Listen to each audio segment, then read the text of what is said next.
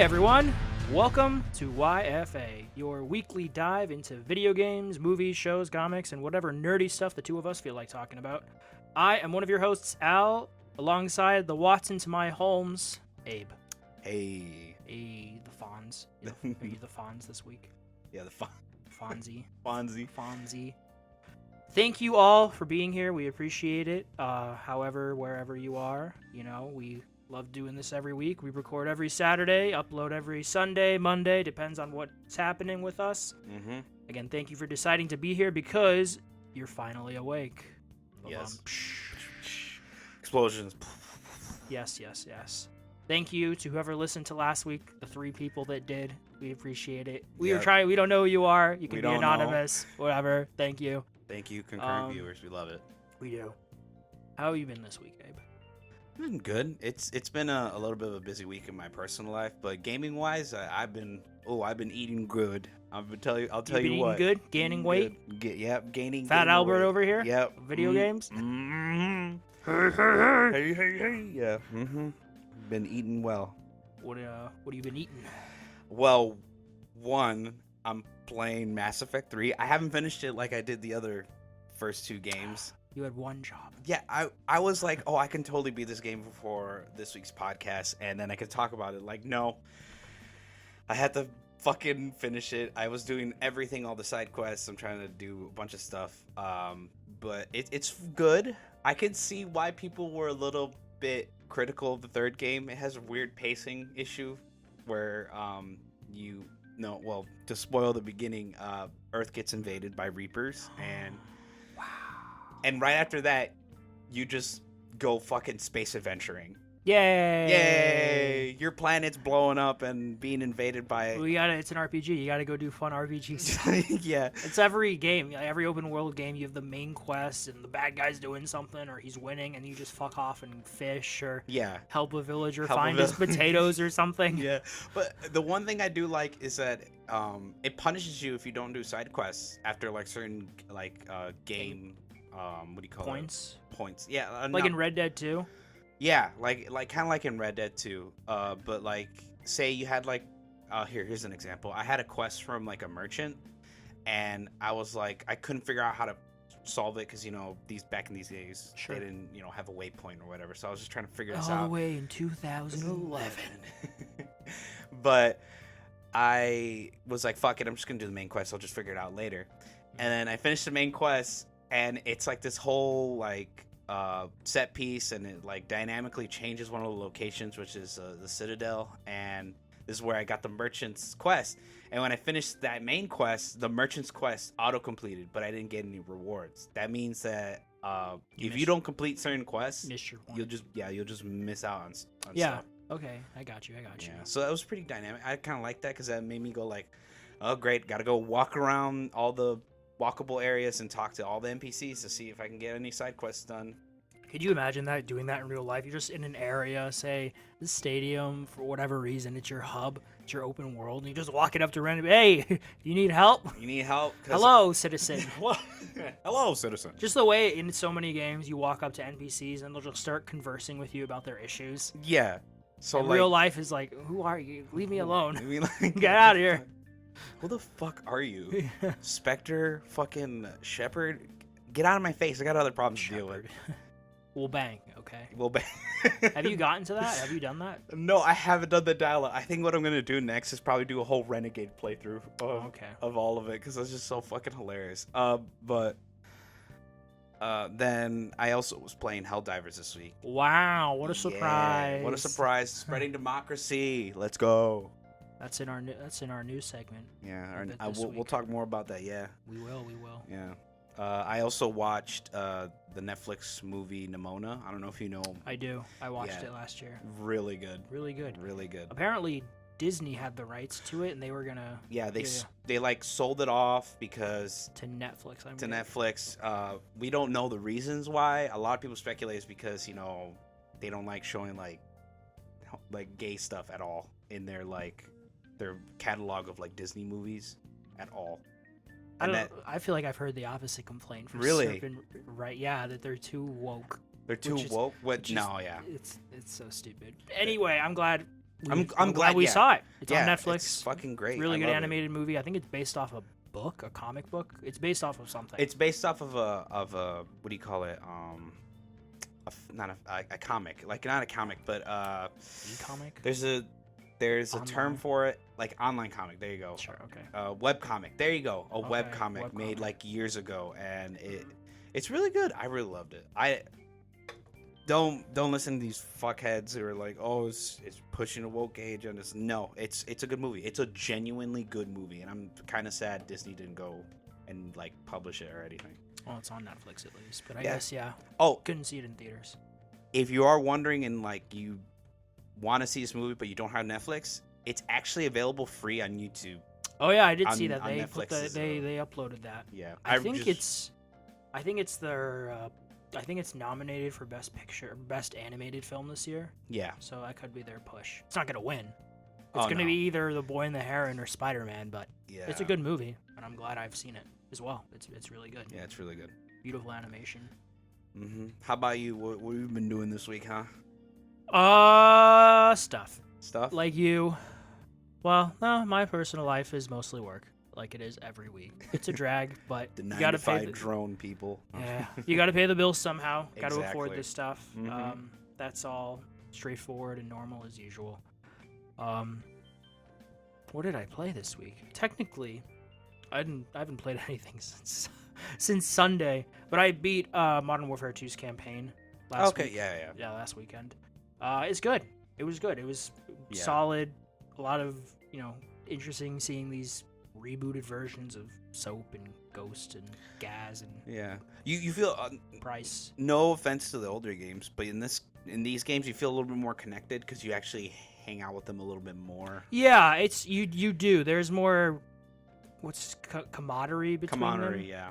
But I mean the originals are so iconic. Oh yeah, they're fucking amazing. Where that mission structure is a lot more, I'd say, straightforward, like to the point. Like, hey, we're business. We got to go save the world. Yeah. Here, there seems there's more banter between them in missions and stuff. You get like their family yeah, in a way. Yeah, it's more lax. I'm not playing Modern Warfare 3's Do campaign. not, I read unless it's I'm on not PS Makarov. Plus. Fuck that. No. Nope. No. But no, 2's campaign really good. There's good mission variety, like ones where you're controlling CCTV cameras and you have to direct like in Ghost. the first game. Yeah, you have to direct Ghost. One where the what are those planes called? Like the original Modern Warfare had the. Oh my god, what is that called? Wherever it's the camera and you're just firing hell. Oh, down. the fucking. I know exactly what you're talking Yeah, about. It's yeah. like the fucking not a Hellbird. Fuck. There's a term for it. Yeah, The AC-1. No, is it the AC-130? something like that. Yeah. Yeah, it's some. It's Yeah, the, it's it's one the of one where those. you like. Yeah, I know was- exactly what you're talking That about. was fun, and then the final. There's one where you have to infiltrate a Mexican cartel's house. Yep, I know. That was pretty fun. Seen that one. The final mission, bonus points, takes place in Chicago, so that was cool to see. Nice.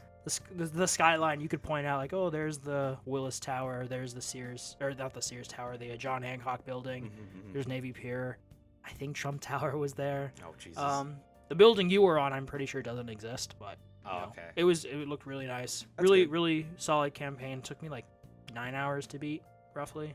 Okay. So I was playing on regular because I'm a basic bitch. No, yeah, I always play him regular or veteran if I want. But yeah, I don't know what I'm gonna play next. I'm at one of those points again. Like up until now, what? Hell divers. I know we were gonna talk about that. Liberty.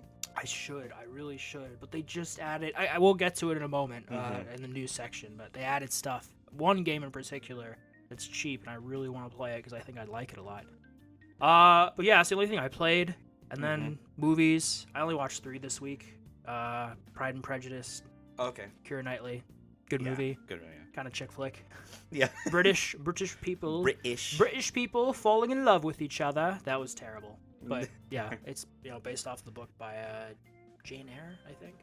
And then Brokeback Mountain, Yeah. Jake Gyllenhaal, Heath Jake. Ledger, R.I.P. Yep. It's really good. Yeah, really, I heard that movie. it is a very good movie. They're both really, really good in it. Would highly recommend. And then 13 going on 30 with Jennifer Gardner. It's from 2 decades ago. It's from 2004. I don't even know that one. It's a I think girl I've heard of from it. the 80s who has a bad experience at a birthday party and she wishes she was 30. And then Oh. she's mentally transported to the future where she's now 30 and has a job, and she's like, oh my god, but she realizes that this version of her is a bitch. So she humbles herself, and it's a cute movie. Mark Ruffalo's in it. Good stuff. Good stuff. And then I finished season 7 of Rick and Morty yesterday. Yes, thank you. Congratulations. Justin Roiland, like, ooh yeah, except I didn't voice the characters. Fucking Christ. Yeah, but you can tell, but whoever's doing them now, they're good impressions, but you can tell. It's like that slight off. Like you can tell, but they're good. Although they're good. Overall, I think it was a very solid season. There was some standout moments, some crazy shit. Like there's an episode where there's a planet of people that are like us. It's a lot like Earth, but for whatever reason, well, if they commit suicide, their intestines turn to spaghetti. Oh yeah, and then, yeah. Oh, this is where Spaghetti Night comes from, Morty. Yes.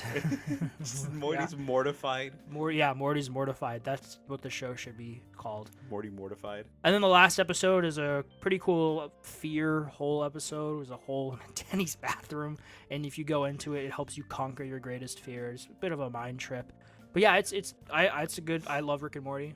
I've seen all 7 seasons now. It's definitely fluctuated in terms of quality, but the animation's always gorgeous, and it's just a fun time. I know some fans can be really pretentious about Rick and Morty, but it's just fun. It's just a fun time. I love it. Cringy 2018 Rick and Morty fans were just something else. Oh yeah, for sure. Szechuan sauce. Did you ever get that at the? No, I heard the joke and I was like, oh, funny, haha. But when I kept seeing like clips of them, like random fans, like crazy fans, just going in there, just causing that's just not cool. That's not cool. Crazy fans are the craziest. Yeah. But yeah, I saw watch that. Mm-hmm. And then I only added this because I never read books anymore. I got Audible because you get a month of it for free, and because of the movie, I've been listening to Dune. It's a heavy read, man. It's a heavy fucking read. It's a lot of. I was considering trying to read it recently. Might be too heavy for you. Might be a little too heavy. All right, yeah, because I'm not gonna lie, I love The Lord of the Rings, but those got me in because I watched the movies first and then I read the books. You read the books, yeah. Yeah, then I read the books, and that's what I can imagine. That helps because absolutely. That's me with Dune. A lot of this stuff, I'm like, oh, I remember. I can help visualize it because I saw the movie first, both of them. Mm-hmm. But yeah, it's a lot of people. I like it, but it's a lot of people talking, thinking, going from place to place, talking to each other and thinking. But it's cool, 60s sci-fi. And then Ultimate Spider-Man issue number 2. Did we talk about the new Ultimate Spider-Man series? Yeah, a couple. Actually, 2 weeks ago, I think, when you talked about... but we did because it debuted, and I'm standing by that for this year. It will end up being the best-selling comic of the year, issue number 1. It sold out really fast at my local comic book store. Really? Oh yeah, I got there the second day. New issues for Marvel Comics. They come out on Wednesdays. They use Diamond distributors. DC used to do the same. Now they have their own thing. Come out on Tuesdays. Whatever. I went Thursday. They had a whole row because they knew they ordered a bunch because they anticipated it would be a lot. Mm-hmm. There were 2 issues left, 2 fucking copies on the shelf, and they were alternative covers. So I just picked one up. It's really good. Okay. It's really good. It's by Jonathan Hickman, who, if you read comics, he's done some really good Avengers stuff. Okay. But it's different. It is an older Peter. He's married to MJ. They have 2 kids. He's working at the Daily Bugle. The big thing, you want to know the big differentiation from normal Peter? What? In this universe, Aunt May is the one who died, and Uncle Ben is alive. Whoa. And him and J. Jonah Jameson are best friends at the Daily Bugle, but then they quit. And then it's just they have a really good bromance going on. Oh, okay. That sounds really interesting, actually. Yeah, no, it is. It's a unique premise, and then Peter looks sick in his black suit.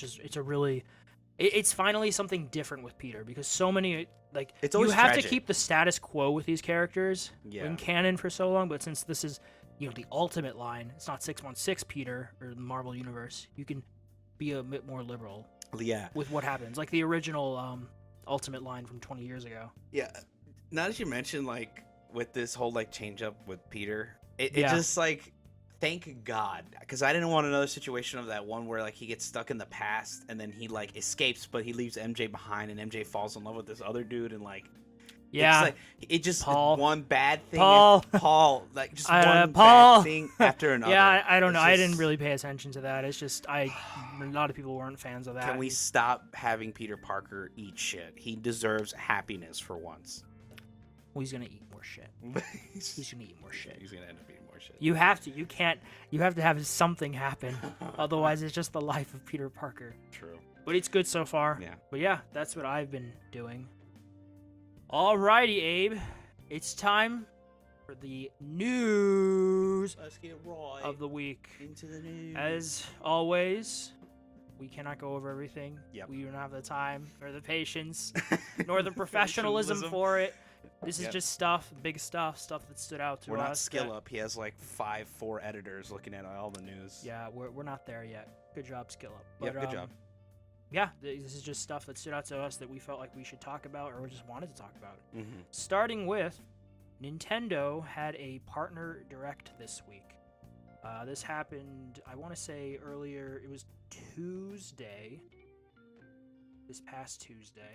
Yeah. It had like I saw This like a was- little trailer of like one of the games that was announced. It was like Epic Mickey Rebrush. It was like a remaster. Yeah. I have thanks to Kotaku, they made a slideshow of everything Oh, okay. coming to everything. So starting with because there was quite a few announcements there. Just kind of give our quick the thoughts of everything. But Mhm. Grounded is coming to Switch. Oh, Switch.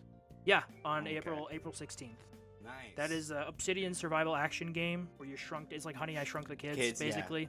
Yeah. The video game. I've seen that. My friends play it. Yeah, My PC friends. I've heard yeah. really. It seems really fun from what I've seen. But Oh yeah. it's coming April 16th to Switch. April 6th. Oh, nice, Yeah. nice. Yeah, Not bad. awesome. Not too far. Not too far. Not too far. And then Ender Magnolia Bloom in the Mist is a dark fantasy side scroller that follows a human named Lilac who faces and befriends different homunculi. Homunculi. Yeah. Homunculi. Once you defeat these creatures, blah blah blah blah blah. It's a game. Comes to Switch sometime this year. Have you heard about this? No, no, I haven't. But it looks familiar. Maybe Yeah. like I probably Yeah. saw it at like a PC showcase or not PC, but what do you call it? Not PC showcase, a game showcase. I don't Sure, know. sure. I was thinking PC because indie, all that stuff. This looks very indie, but Indiana Jones. I like Indiana Jones. But yep, I forgot to ask before. I'm guessing you didn't watch this at all. This partner showcase. I did not. I caught the tail end of it, Okay. and I saw the Epic Mickey Rebrush. I never got to play I that saw game. that too. I never got to play it growing up, but I think it's pretty cool. I always wanted to try it. Yeah, they're remaking it. And then Nintendo gave a few RPGs some spotlight, including a Ranger, a role-playing puzzling adventure, which is a genre mashup. It sounds like this is all taken from Kotaku's article. Unicorn Overlord, Tactics RPG from Vanillaware, and then the first Monster Hunter Stories is coming to Switch. This time fully Wow. voiced, unlike the original 3DS game. Did you play the original 3DS game? No, I always saw. I saw. What do you call it? A playthrough of it growing up of the Monster Hunter Stories. Because you I never had a DS in my life. And you don't have a Switch now. Yep, and now I'm even sadder. At this Fuck. point, it's just we're so close to that next Nintendo console. It's just- Yeah, I'm there's like just. no I point. can wait. Yeah, I can wait. I can for sure wait. And then the next thing that yes, you brought up, Epic Mickey's coming back. Woo! It's been gone for several years, but the original game is coming out to Switch this year in a faithful remake called Epic Mickey Rebrushed. Which I mean, that's good. That's a good name for a remake. Yeah, Rebrush. Yeah, But yeah, it's awesome. it looks I good. hope the fans are happy. I hope it's good. Yeah, I hope so too.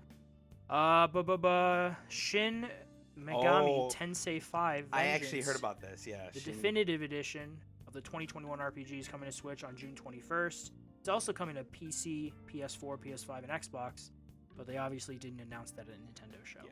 This is the. If anyone's wondering, this is the series that is technically the father of Persona. Is it? Yeah, it's born from this. A lot of the enemies you see in this game Okay. are also in Persona. Did not know that. Yeah. Did you ever play it? I never got to play the oh my god, Shin Megami Tensei series at all. Like at all, but I always Maybe saw one day. Maybe one day. Maybe one day. Please. Well, it's coming to PlayStation, so Soon, yeah. there you go. Yeah. Oh my god, this is the one that this is this next thing. This This made me nerdgasm. Dude. This made me jizz everywhere. Yes. I was in the office, I think. I was like, ah, and the office was flooded. Dude, the office was flooded. The walls. The first 2 Star Wars Battlefront games are coming to Switch, along with Xbox, PlayStation PC, yep. in a Star Wars Battlefront Classic Collection. The compilation will support up to 64 multiplayer online multiplayer, and bring new characters and maps to the multiplayer suite. I think they said Asajj Ventress and Kit Fisto, which I never played as. I want to say they were Xbox exclusives. I believe so. And then there's more details that are not listed here. Yeah. But there's like all the maps are Dude. the mode, the heroes versus villains. You can do that on all the maps now instead of I think just being locked to Tatooine. There's new versions of maps. I think there's a Bespin or a Yavin 4 arena map. Arena map. Okay. There's a more in-depth list somewhere, but I just wanted to. Okay. I'm so excited just to play this. I think Just- this yeah. this comes out March 14th. This is my so childhood, bro. I'm This not is my joking. childhood. Okay, what did you play though? Like I didn't get to play Battlefront 2, but I played Battlefront 1, and obviously I didn't have the internet, but I would always play on the planet with the bugs. I forgot the name of the planet. Geonosis. And I would also play Cloud City, the one where it's like a traditional 3-lane map. It has like this outer ring, but it has like this middle lane where all the for some reason the NPCs in this old Battlefront game I would play on the PlayStation 2 were fucking insane, and they just knew like the best strategy was to just keep throwing nades into like the middle hallway. Gotcha. And yeah. it was like the I don't know what they put in these NPCs as like fucking brains, but NPC steroid juice. literally they were insane. There's some NPCs going like 40 and like 15.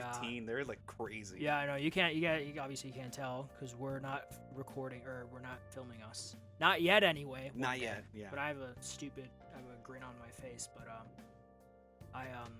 for me it was the opposite. I played the original Battlefront maybe 1 or 2 times at a friend's house or something. I played the shit out of Battlefront 2 on my PS2. Wow. Without a doubt, that is the game that I put the most hours into. It's just such a good. I played For me, it's Battlefront 1. the yeah. campaign, Mhm. Galactic Conquest, free mode, heroes versus villains, all of it. I loved it. The campaign's it's pretty solid. It took me I didn't beat it till years later, but I played that so much. I never got an online router for my PS2, so I never played the online mode. Me neither, But I always played against bots, and oh yeah, so this bosses I'm so good. I'm gonna get this. I don't know about this. I know what I said about Helldivers, but this I'm getting. It's like Oh yeah, so I'll pay $30 for this. Fuck it. Yeah. I never paid for the original because it was a gift. It was a gift I got. I never paid for the original. So my I'll fucking pay dad $30 bought them, for so fuck this. it, yeah. Yeah, it's from A-Spear. It's basically a port. I think there nothing official's come out, but it looks like to be just a kind of a port. As long as it gives me If it runs well, I'm fine. 4K 120 Yeah. at this point. You know, as much as like I would have loved for them to like master like Ohio 10, Sure. but like a remake of like just all these maps of like fucking the new Battlefront games by EA, like in those Yeah. graphics. Yeah, But this is just even better. If it's just a port, I don't mind because you cannot find these games anywhere else. You have to literally probably look online for a copy. Also, I'm pretty sure the servers are shut down. Yeah, the servers are gone. You So can. this came out of nowhere. I'm so excited. I'm there March 14th. I am there for $30. You are there. And the next He will be thing, there. I am there. I will do my part. He will this do time. his part. This time. yeah. And then South Park Snow Day, the upcoming co-op action game Oh, based on South Park. Yeah. It's coming to Switch on March 26th. It's very yeah. Diablo, from what Is it? from what I've like seen of gameplay of it, and like the fact that it's like on a snow day, or well, it's on a snow. It's taking place, I believe, after the Fractured Butthole and the Stick of Truth. I'd imagine so. Yeah. Yeah. Have you played either of those? I played, both.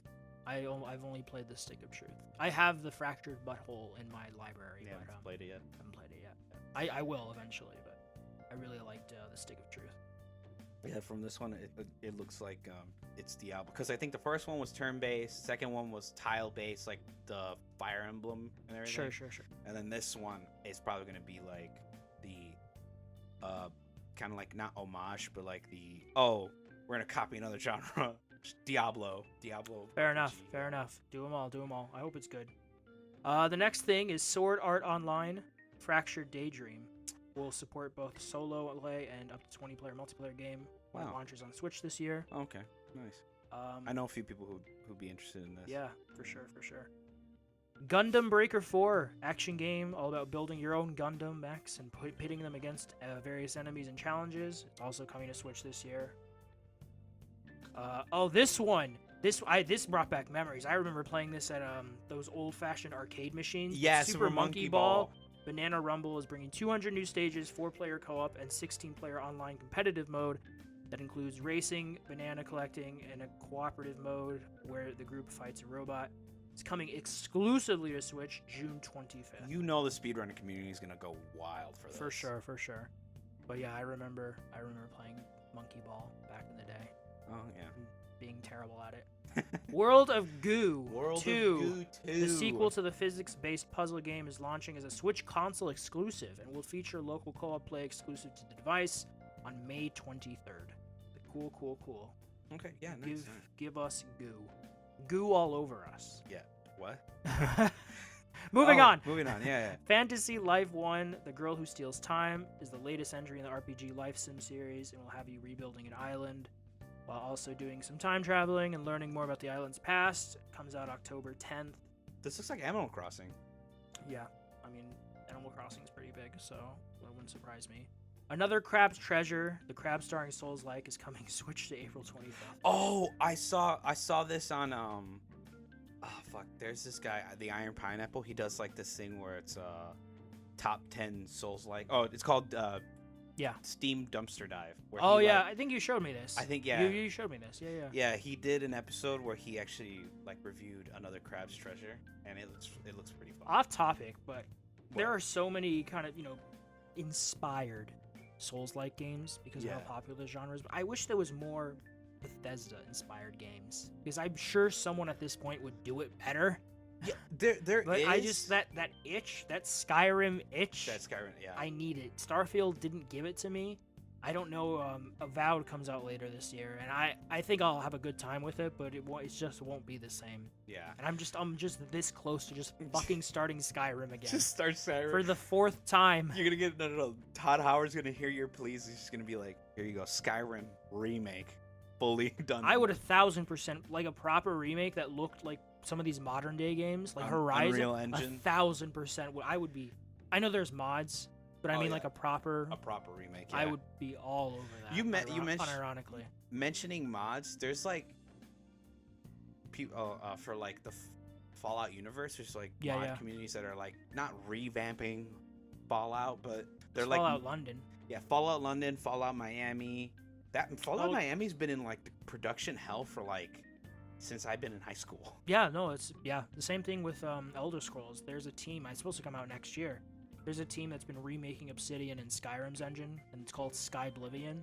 They have really good dev diaries on YouTube, and I'm really excited for it because Oblivion was the first Elder Scrolls game I played at all at a friend's house years ago on his 360, and I remember thinking at the time like, oh, I've never played anything like this. I didn't play a lot of it, but I do remember thinking, Yeah. this is cool. And then there's also Skywind, which is a remake of Morrowind in Skyrim's engine. So Oh, okay. yeah, so and then there's Beyond Skyrim, which is just you're playing as the Dovahkiin, but it's just opening up the rest of Tamriel. So Oh, they okay, opened okay, up the okay. top of Cyrodiil. I Mhm. can't remember that area is called, but you can play it now. And there's voice acting quests. It's really cool. That's nice. But yeah, back to the topic. Back to the main topic. And they showcase a bunch of smaller titles. I'm just going to name drop them really quickly. Penny's Big Breakaway, Suka Game, Pepper Grinder, a 2D platformer, Pocket Card Jockey Ride On. Oh yeah, this one. And then there was the Tales of Kenzura Zao. Wait, Oh yeah, that one that was like shown off at the Game I think Awards. so. Yeah. It was a montage. It was part of a montage, but that's the one that stood out to me. It was from the gentleman who came on stage. It was Yeah. about his father. About So that, that yeah. looks that No, looks he cool. he voiced Bayek, didn't he? What did he? Oh yes, he did voice Bayek. Yeah, he Yeah, voiced who's Bayek still a from gentleman. Yeah. Yes, he did. You're right. He was the voice of. I love Origins. I'm It's one of so the sad few they didn't. Assassin's Creed games that I've replayed extensively. It's- Actually, no, I take that back. It is the only Assassin's Creed game that I've ever replayed extensively. Oh, okay. Because I replayed 2, but I didn't do everything, like all the side quests, because they're not as fleshed out in that game, of course. I replayed 3. I did not do the side quests in that game. I just focused on the story. Origins, I did To more. the moon. I did more my second playthrough than I did the first time around because I just love that world, man. Yeah, The mixing of Egyptian, Greek, and Roman culture. That is my jam. I was kind of upset that he's only relegated to 1 game. I was hoping that we would get. That's like, just I know they haven't done that since Ezio. Yeah. Everyone, Connor, Haytham, Yeah, Arno, people wanted the Haytham Phrase. trilogy, Connor trilogy. They all get Ezio, my boy. Even Altair got 1 game. Ezio has what, like 4, 3. 3? Okay. Wait, Yeah. no. Brotherhood, Brotherhood, Revelations, and 2. That's it. Yeah. And he got a little movie. And Did a you ever little- watch the movie where he dies? Yeah, where you just So sad, man. people The like. music and the voiceover. Oh yeah, they're great. Do you know who does the voice for Ezio? Yeah, fuck. He does a voice for someone else, and it's slipping my mind. I have his face. He voiced Batman in Arkham Origins. There you go. Yeah. Roger Craig, I think is his name. I'm the reason that villains. Yeah, his whole. He's a really Roger Craig Smith. Roger Craig Smith. Yep. Yeah, I love him. I love Ezio. Yeah, he's great. Okay, Nintendo Switch Online is getting some old Rare games. Cool. Rare. Snake, Rattle and Roll, the original Killer Instinct, RC Pro Am, Battletoads. Battletoads, and Battle Maniacs, and Blast Corps. All available today, as in when this was aired. Yep. Nice. And then, closing out the show, Endless Ocean Luminous, the latest in the underwater adventure game. It will support up to 30 players who can explore the ocean together and document marine life. Cool. Starting May 2nd. Nice. And, yeah, that was the show. Thank you, Kotaku, for breaking it down so it was easy to read off. That was Kotaku's article. Less Kotaku. Yep. Lord and But Savior. yeah, that seems, I don't know, seems like an okay Yeah, it was partner pretty good. showcase. Yeah, pretty. Obviously, the big thing for me was Battlefront. Battlefront. All Oh the my way. god, I'm so excited. Yeah. I'm so that was the first game in my gaming life, that I ever genuinely became obsessed with was Yeah, Battlefront 2. I'm thinking it, playing it all the time. Dude, I remember when my cousins would come over and they would ask, "Well, can we play something?" And you're like, Battlefront. No, yeah, Battlefront. I fucking threw Battlefront into the fucking PlayStation. We just played it. I'm like, yeah, we're playing fucking Battlefront. You never played 2. Never got to play 2. 2 no. is better. 2 is Yeah, better. my cousin. He More had modes, to. more characters to play as. Yeah, I heard that. I'm The like, campaign what the is fuck? really. You get a really. Temu Morrison, the dude who plays Django and the clones in the prequels. Yeah. I'm pretty sure he's the one who does the voiceover for Oh, the really? campaign. Because I don't know if you know this, but the campaign is from the perspective of the 501st. The 501st. And it starts with you on Geonosis, and it goes all the way to the Battle of Hoth. Wait, The battle, yeah, What that the Battle of Hoth. fuck? And because that's the height, that's like peak Empire, because they've just decimated the rebellion. Yeah. And then after that, it kind of goes downhill for them. Yeah. But yeah, it's so good. It's such a good campaign. It's very simple to the point. You get that perspective from the 501st. I love that game. Moving on to the next story, we're getting 4 Xbox games coming to PlayStation and other platforms this year. As we reported on before, yeah, it's happening. This 3 of comes them from I'm excited Xbox's, for. Microsoft's official site. They have a whole PR thing, but I'm just going to go break down the games individually. This is the one I was talking about to you before the show. Pentiment, the Obsidian game, a truly unique, critically acclaimed, and award-winning narrative adventure game with a striking visual style. Inspired by history itself, it's coming to PS4, PS5, and Switch on the 22nd, which was, as the recording of this, 2 days ago. Okay. That's $20. That's the game I want to play. Oh, I okay. think that's the next thing I'm going to play. That's the next thing? Okay. Hi-Fi Rush. Hi-Fi Rush, yep. I was so weird Cannot seeing wait. it on my the PlayStation app on Yeah. my phone. I'm like, oh my god, it's Hi-Fi Rush. Oh my god, it's there. But yeah, award-winning, beloved rhythm-based action game. We know about Hi-Fi Rush. This comes out March 19th for PS5. Yeah, that's it, because that's the only thing that can run it. PS5. PS5. Grounded, we talked about before, is coming to Oh, Switch. yep. PlayStation. PS5, PS4. PlayStation 4. Wow. And Okay. on April 16th. Nice. Wait, is Sea? Correct me if I'm wrong. That's the Rare game. Sea of Thieves. Open world. Yeah, I don't know if is it free to play? Or do no, you have I'm sorry. No. Wait, I was thinking ground. No, what? I'm sorry. Well, go ahead. No, What were you like saying? before we go into the next game, which is gonna be Sea of Thieves, by the way. A little Yeah, spoiler. yeah. But is Sea of Thieves a free to play, or is it we have to pay for it? I can't remember. It doesn't say here. Okay, I can tell you. Pentiment is $20, and there's a bit of a PlayStation Plus discount. Hi-Fi Rush, I think, is $25 with the PlayStation discount. Okay. I imagine Grounded and Sea of Thieves are probably around the same, especially because they're older games. Sea of Thieves has been around since, 2018 at this point? Yeah, I think before that. But no, yeah. No? We can now, let's look it up. Let's look it up, yeah. Let's see. Yep, March 20th, 2018. I was right. Yeah, okay, yeah. That was like right when I was... Yep. Yeah, it was in my senior year. But yeah, it's coming, and then Sea of Thieves coming to PlayStation 5 on April 30th. So just PlayStation 5 for that one. Okay. And you can Nice. wish list it on PlayStation starting now. You can do it right now. Let's go. But yeah, there they are. It's official. PlayStation's getting these games, and Switch is getting Pentiment because it's the only one that can run it. Can't run the other 3 games? Oh no, I'm sorry, and Grounded. Hey. It can't run Hi-Fi Rush or Sea of Thieves. Well, I'm surprised it can't. Because remember that leak had Nintendo Switch shirts, right? Or am I stupid? No, it did, but I'm thinking this is a launch title for the next console. Possibly, yeah. Because it'll be stronger. It can run it. The Switch's hardware is no. It's poop. Ain't it? It ain't it. Well, yeah. What do you think about this? I think this is Official. great. I think this will kind of show Sony like, hey, you can bring some of your exclusive over. Yeah, AKA because- Helldivers. Yeah, no, that I agree. Yeah, I think Helldiver obviously is on PC already, but it should go to Xbox as well. it should 100%, 10,000% go to Xbox already. But that's not my decision to make. Another game. Now Destiny's already on Xbox. Yeah, Destiny's on everything. I would like to see Indiana Jones. Indiana Jones, please. Actually, I can't really think of any Please. PlayStation games that would like That you want on Xbox? on Xbox. Maybe like Ghost of Tsushima for Legends. like Legends. Yeah, I don't care at this point. yeah. Just something like maybe that. Or... Younger me would have given more of a shit about exclusives. But in a way, they're just, I've said this before, but they're just kind of a necessary evil Yeah, because you need that competition, and if everything is on everything, who's competing with each other? Like The studios, I Syndrome- guess you could say. like Syndrome said, if everyone's super, then no one is. Based Syndrome. Based. I'll actually do this next one because I actually saw this. I was up. Oh, in you the did? Yeah, You did see this? Yeah, I was up in the morning. I was waiting for it. The Elden Ring Shadow of the Erdtree trailer was released, and holy fuck, we've been waiting.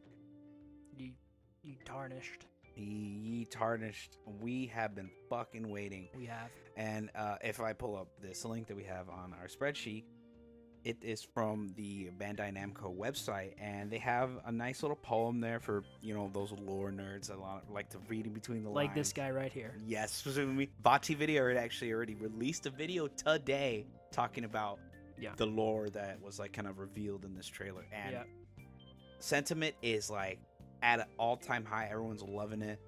But this DLC will be adding obviously a whole new area. It's called the Shadowlands.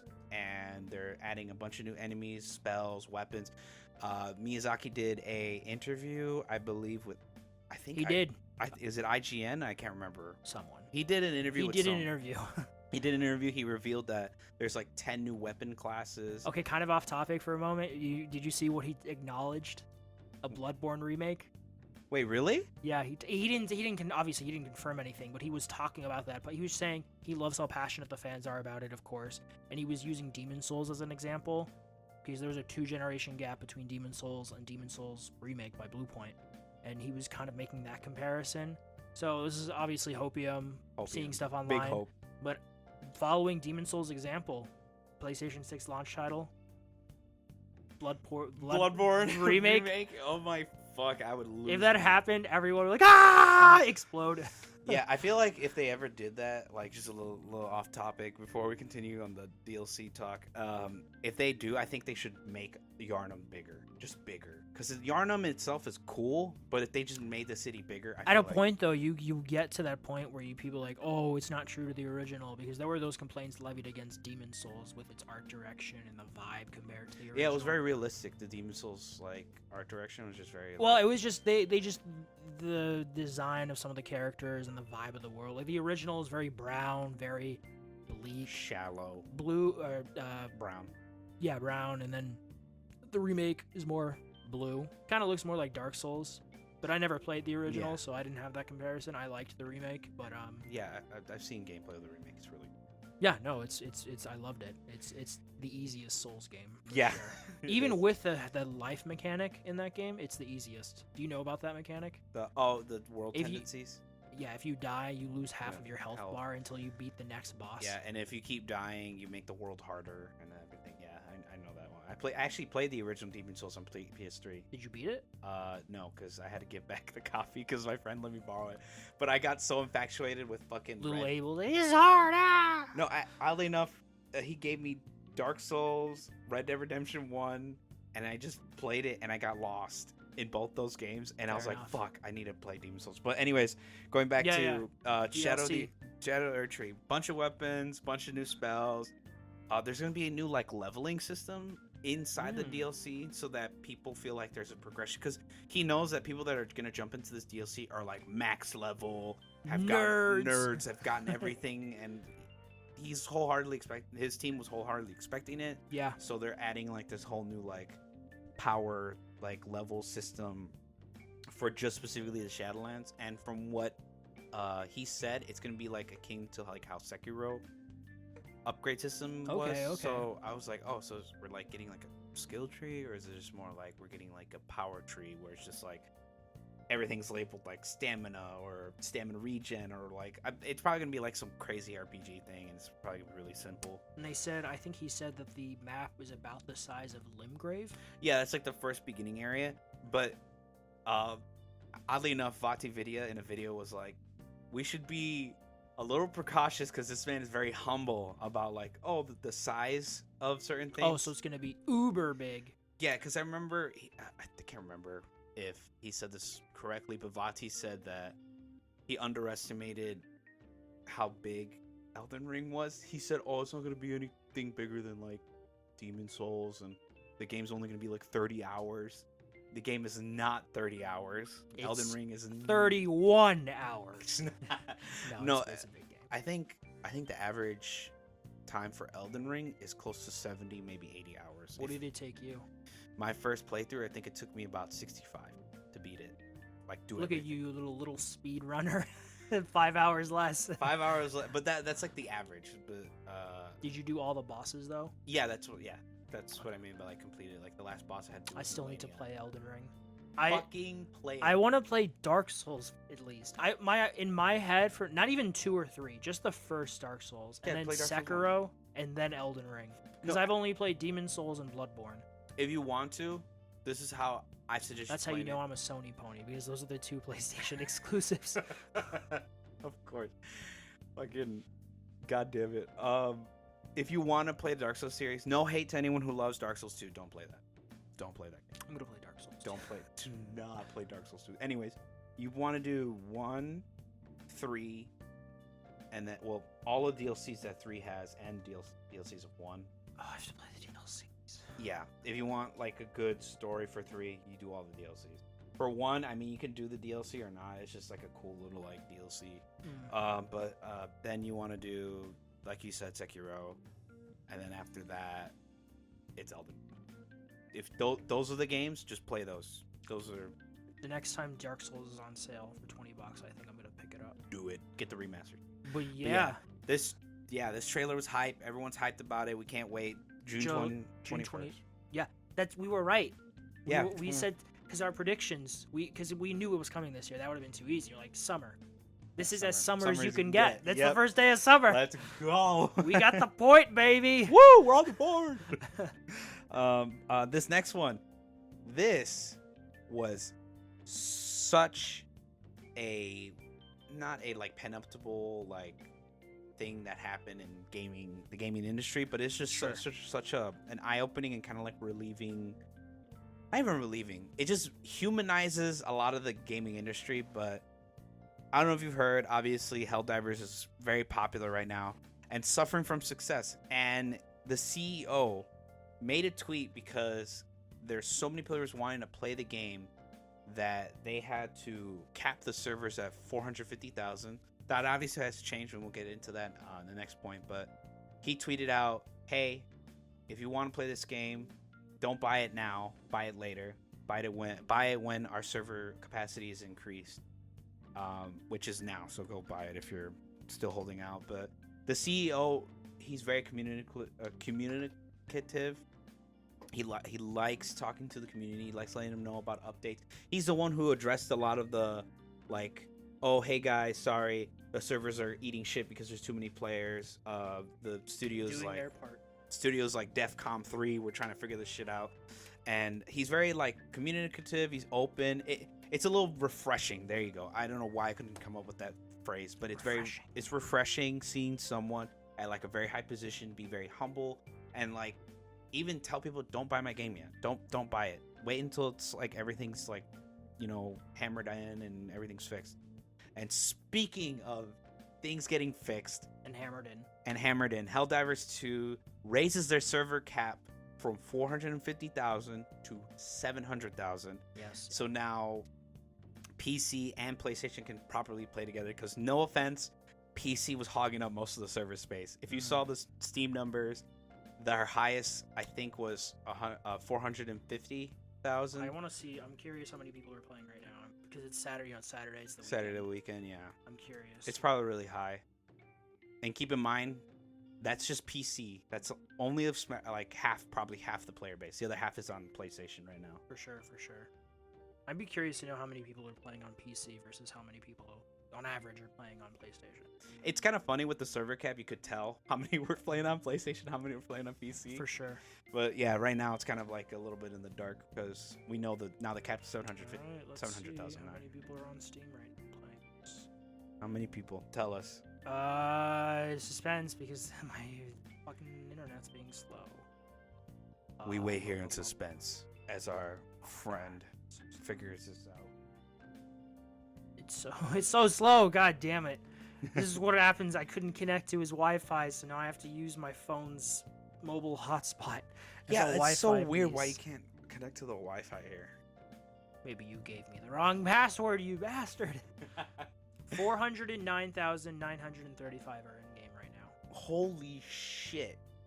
Yes. We're probably at capacity right now. I'm not even joking. I wouldn't even... If we're at 400 what again? I'm sorry. 409,935. 409,000. There's probably like a good 250,000 on PlayStation right now. Yeah. Yeah, because like holy shit, that's actually insane. Because I was playing this morning and I got into the lobby, and with the server cap, you're able to find people more. Now they got that situated. Now they can start ironing out like the smaller shit, like some UI issues. You know, there's some glitchy UI stuff, like letters not popping up, or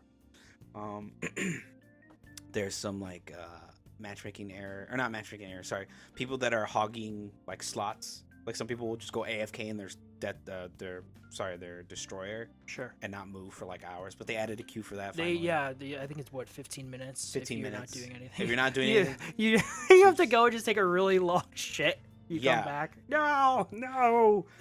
Yeah. So that's getting all sorted. Now they can focus on like balancing and stuff, and they are hiring. So we're gonna be getting content. It's only a matter of time until Sony scoops them up this year.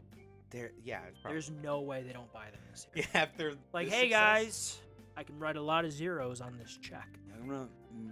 All you gotta do is make this game keep living on, and here you go. We own the studio. Keep doing your part. Keep doing your part, and you can be a part of the Sony family. But speaking of being a part of the Sony family, and this has to also do with Helldivers 2. This is a little bit more of a serious topic, but Sony, their CEO, tweeted that Sony, Destiny, Bungie could be a little bit better about their management and hitting timelines. You don't say. And this was after like a couple days after the whole Helldivers is a massive success and all the servers are full and barely anyone can get in, right? And golly gee, did the Destiny community really was like, damn, Helldivers is better managed than Destiny, because this is how they see it. Helldivers literally probably gets almost updated every single day. Like a hotfix is always out. And this is small. I've noticed that they've really been on it. Small team of 150. That's it? Yeah, 150 people. Bungie has 1,500 developers working there. This is not including like CEO employees or like, this is just developers. Whoa. It's a lot. And they have a massive campus. Like it's an actual like campus. You have to like sign. Bungie campus? Bungie camp. Yeah, it's a Where Bungie. is it? Seattle, I believe. It's a lot. Yeah. They're always depressed there. And it's raining. raining. You know, off topic, but I think Seattle has the highest suicide rate in the country. Jesus. Because it's just such a dour mood there. Oh, yeah. I mean, I like rain, so I probably would. I do too, but I think eventually I'd be like, okay, I need the sun again. It's need the that sun. balance. Yeah. You know, you need more sun, but then like hypothetically, if it rained once a week, I'd be cool with that. But it like on rains there. Sundays, for instance. Yeah. Like it's a perfect day to chill. Whatever. I digress. But I agree with you. I agree with the tweet. yeah, sorry to get more into it because No. Yeah. the tweet was very eye-opening because everyone was like, damn, Bungie really can't seem to hit deadlines. Their patches come out every like once a month, like literally once a month. You'll have to wait until like the middle of the season for like a massive balance patch instead of like these small like hot fixes. I mean, they'll sure. have hot fixes like on Thursdays and you know sometime every week, but like those are just like stability fixes and like, you know, the traditional like, oh, here's a hot fix this Thursday helping with server stability and that's it. There's no like, oh, here's a change in this, here's the rebalancing of this activity, here's a rebalancing of this. And there's some, you know, hot fixes like that where they have to just fix the shit right away, but it's always every Thursday. You have to wait until the whole entire week is over for a balance patch to come out of fixing something. Unacceptable. And this small little studio, 150 people, can get a fucking patch out like every day. And it's frustrating because I love Destiny. I want to continue playing Destiny. He's a glutton for punishment. I have never felt so disconnected from fighting enemies more than now. And this is kind of a little bit, not too much off topic, but playing Helldivers and like seeing like the planetary liberation number go up and like feeling like you're in like a firefight and just tons of enemies, not even tons of enemies, there's not even a lot of enemies on screen. There's just like maybe like close to 20, maybe 26 enemies on screen. And they're all either bugs or robots with like fucking pistons and sparks going off or For sure. bug guts flying everywhere. And like the game runs smooth.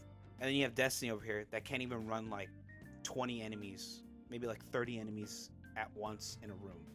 In a room. Yeah, it's just so eye-opening, and a lot of Destiny content creators are like, this game is so small studio, that it's putting into question, is Bungie the right consultant for how to run a live service?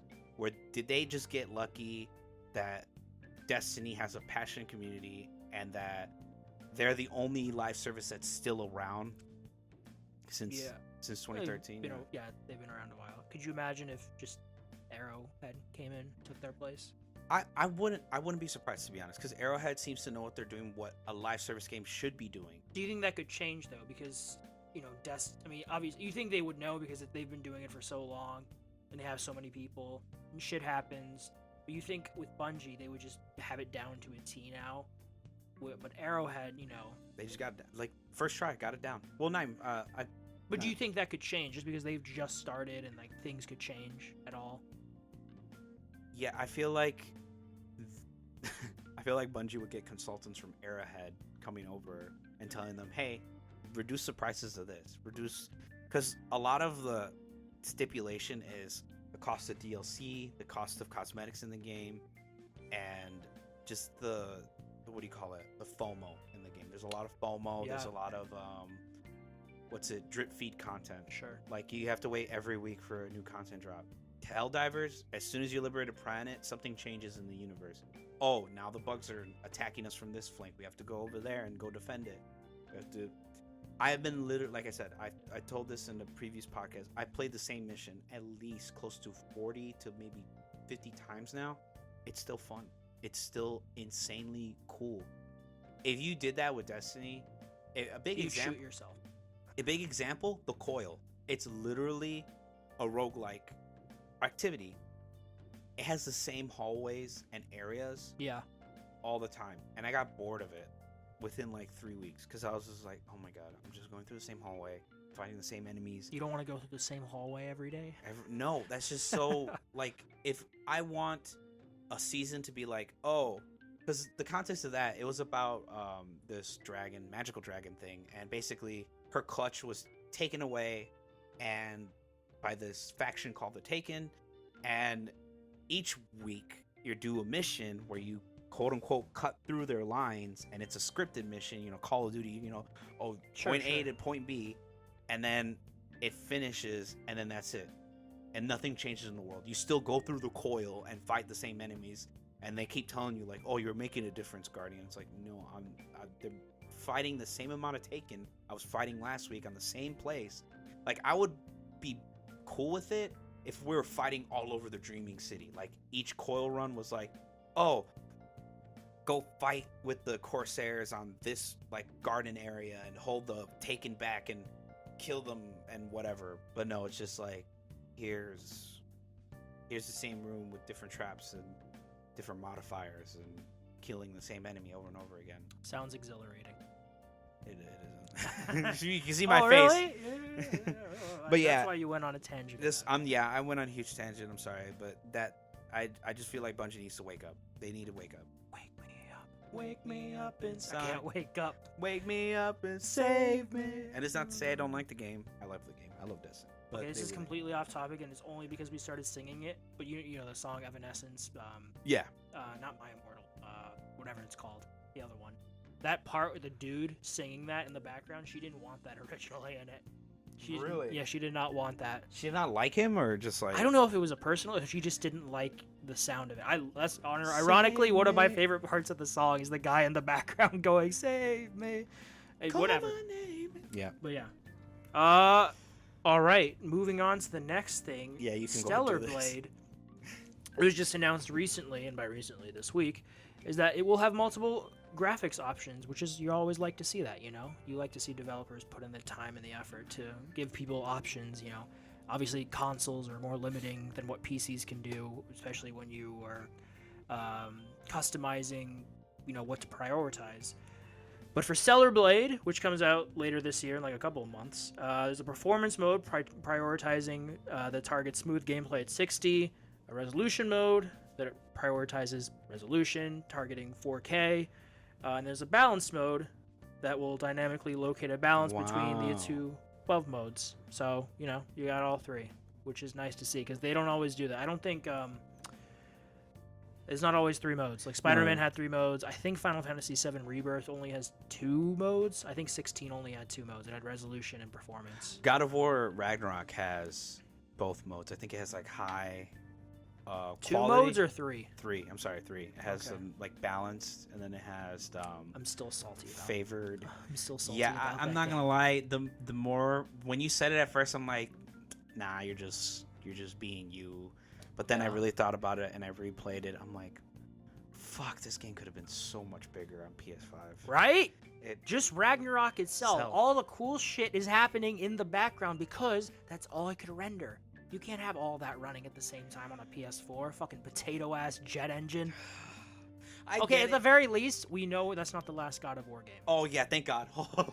Thank God of War.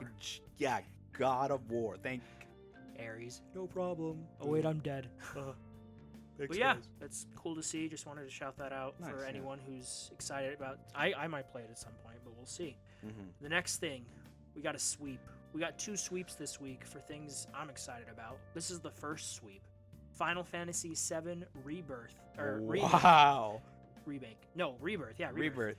Getting good-ass reviews. As of right now, fuck. It has a 93 on OpenCritic with 100% recommended.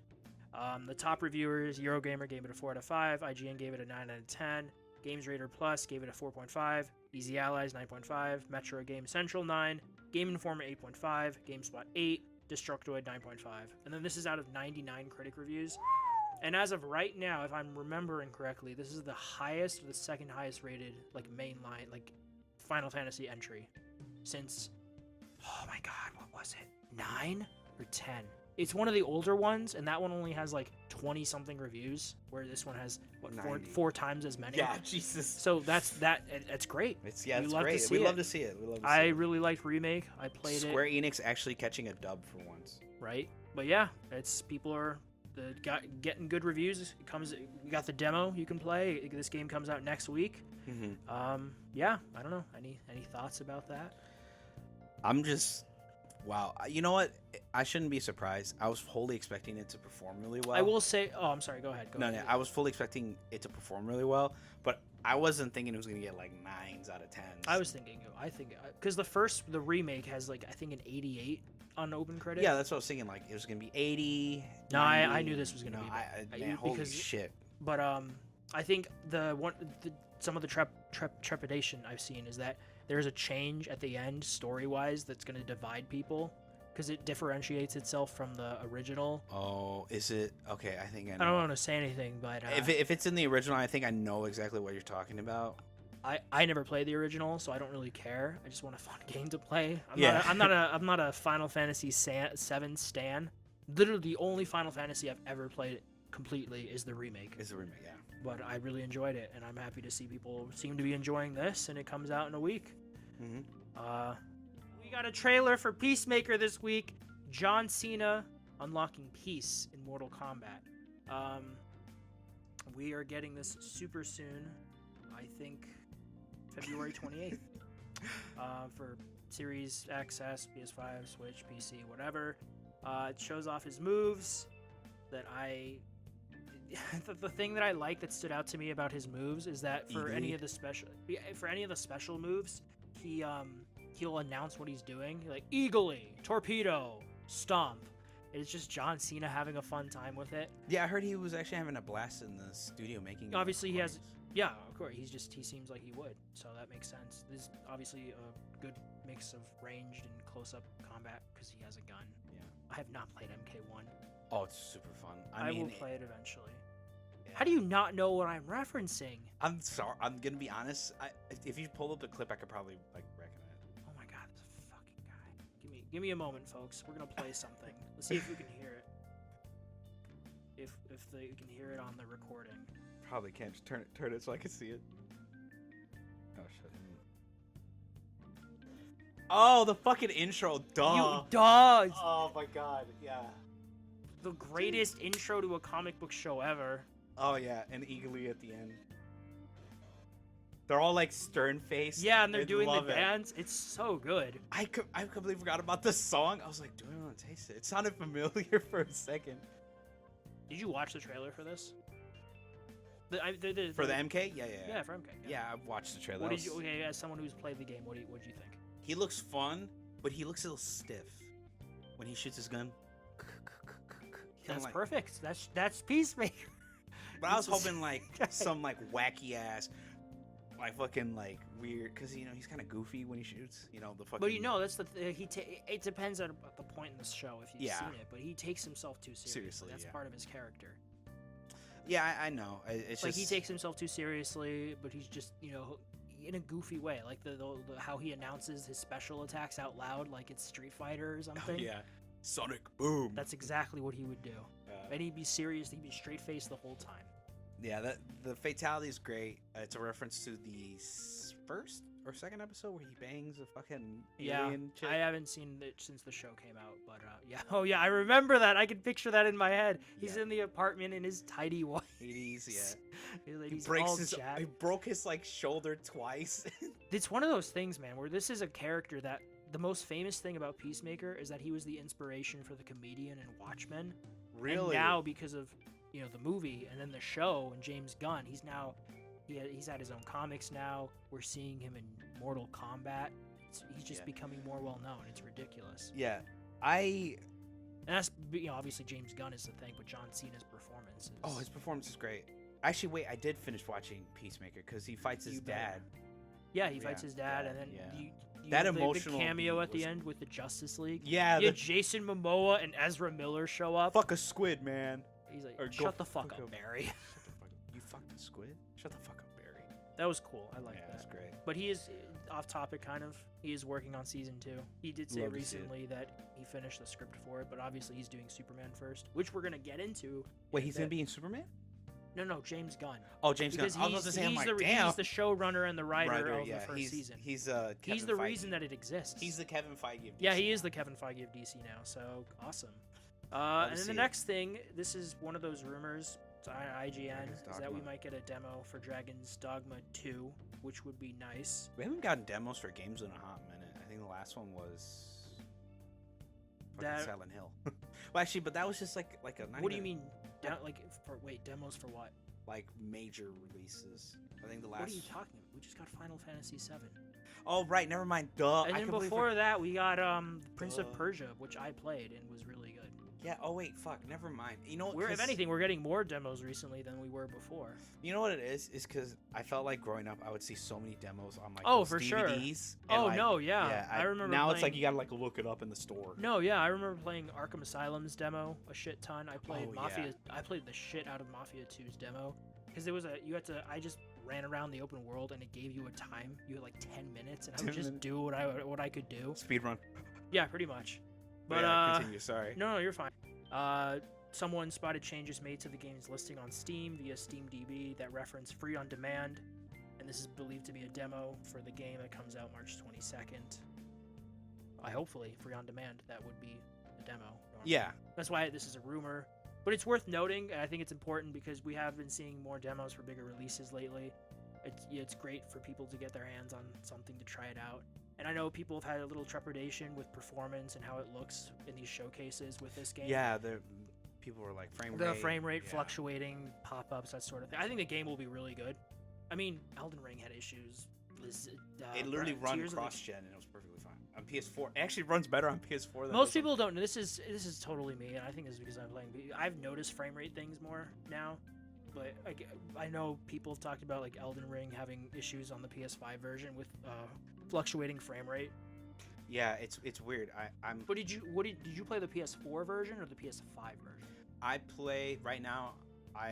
When I first played it, actually, I played it on the PS4, and then when I tried playing on the PS5 version, it was like a little like there was something weird about it. Like I thought it'd be better quality, but it was just like There you go. it felt a little stuttery here and there, and That's it felt it. like my Yeah. inputs weren't being read in properly. There you go. There Yeah, you go. but PS4 felt way smoother. It felt more optimized. It was also locked at 30, so It was locked that at 30, helps. yeah. We're compared to fluctuating like 60, 50. 60, sort of 50. thing. Yeah, where you can notice the fluctuation. Yeah, it's yeah. If this gets a demo, will you play it? Yeah. I'll actually I think play so, it because I played the fucking short message. I didn't get to play Rebirth because I was like, you know what, I want to wait and see the critic reviews and everything and actually get my hands on it. For sure. But yeah. yeah. I think I agree with you. I will play it too. Moving on to the next thing, the Suicide Squad. Warner Brothers was not happy. They fell short of expectations because no shit. it Sane did. individual would buy this. We got reviews. They were mixed, middling. We 6 played out of the 10. alpha. It was According to Warner Brothers Discovery, they were less impressed with the product, and that the game fell short of our expectations. I think if I remember seeing correctly, player count was like 100. No, not 100. Sorry, it was like 1,500 people playing it. it was on Steam. About sales was because there was a chart that I recently saw that was comparing it to other games that came out, and we knew about like Tekken 8 Yeah, and Tekken 8, Infinite yeah. Dragon, which sold like 1 million something, and Tekken 8 selling really well. I think it's the best, like so far, it's the fastest selling in the series, which you love to see. And then this came out between them, so it's like 1 million, 2 million copies were sold, Yeah, which I'm sure they wanted it to be more because Rocksteady's been working on this for years and years. there's something had to happen between like management and the devs, or something with the higher ups and the management, because I just felt like It's just one of those things. Again, I'm a huge DC fan, and like, who asked for this? Who asked for a live service Suicide Squad game? we where asked you for a have- Suicide Squad game, but not live service. Or even if it was like just even Avengers had the characters be more distinct. Yeah. Whereas, you're using guns with all of them. The distinct factor is the traversal mode, which can be hit or miss. And we are going to get more characters. I think they're going to at least go through with the first 4 seasons they have planned. I feel like what they could have done, I think I mentioned this to you before we even started the podcast when we were talking about Suicide Squad, is they could have gave Harley like SMGs and pistols, Deadshot like marksman rifles and like snipers, and then King Shark would be like heavy weapons dude. So he'd just have like he'd have shotguns, miniguns, RPGs, and then a Boomerang would just have like SMGs and shotguns. So Yeah. technically, a couple characters would share a couple like weapons and stuff, but at least diversify and feel like, oh, if I want to be like the quick, fast shotgun guy, I'm gonna be fucking Boomerang. If I want to be the marksman guy that shoots from like 30 feet away, Deadshot. If I want to be the big quick, brawler, big brawler, I'd be fucking King Shark. If I wanted to be the like nimble, like low damage, but like I keep up my speed, Harley Quinn. But no, they could have made this like a Left 4 Dead game. What do you think's gonna happen to Rocksteady? What do you think's what do you think's next for them? I mean, I mean, if they can pull it off, they can do like a realm. It's so funny though. I'm sorry. Yeah, sorry. I had a thought pop into my head. No, yeah. I'll make this real quick. If they can pull off like a Fallout 76 or like a Realm Reborn and like revamp the whole Suicide Squad game itself. I mean, the thing with 76 and like No Man's Sky, because I think Oh, No Man's Sky. There you go. they've been working. All those updates are free, and I think they've said they're going to be free for this game. But they've been on those for years. Like those games have had years of updates now to get to the point where they are now. I think this is going to be the Avengers route. I think it's maybe 2 years, and then they're going to stop support for this game. Yeah, the 2 years they're gonna be like, all right, everyone has access to all the skins and all the weapons. I really don't want them to shut Rocksteady down. No, this doesn't warrant shutting down Rocksteady. This is on management and fucking the CEO who came up with the stupid idea of making it a live service. But they're not gonna take blame for it. Well, it depends. It's funny because we were gonna get a multiplayer game from them, but we don't know what kind. Oh yeah, Rocksteady, they mentioned that. Yeah. Jason Schreier was talking about it. Yeah. He said before they were handed Suicide Squad, they were working on an original IP multiplayer game way back in 2016, whatever, and then they got this in 2017. What could have they been working on? That was it like original IP? No, new IP, like new IP, their nothing? IP. Okay. Yeah, but it was multiplayer. Multiplayer.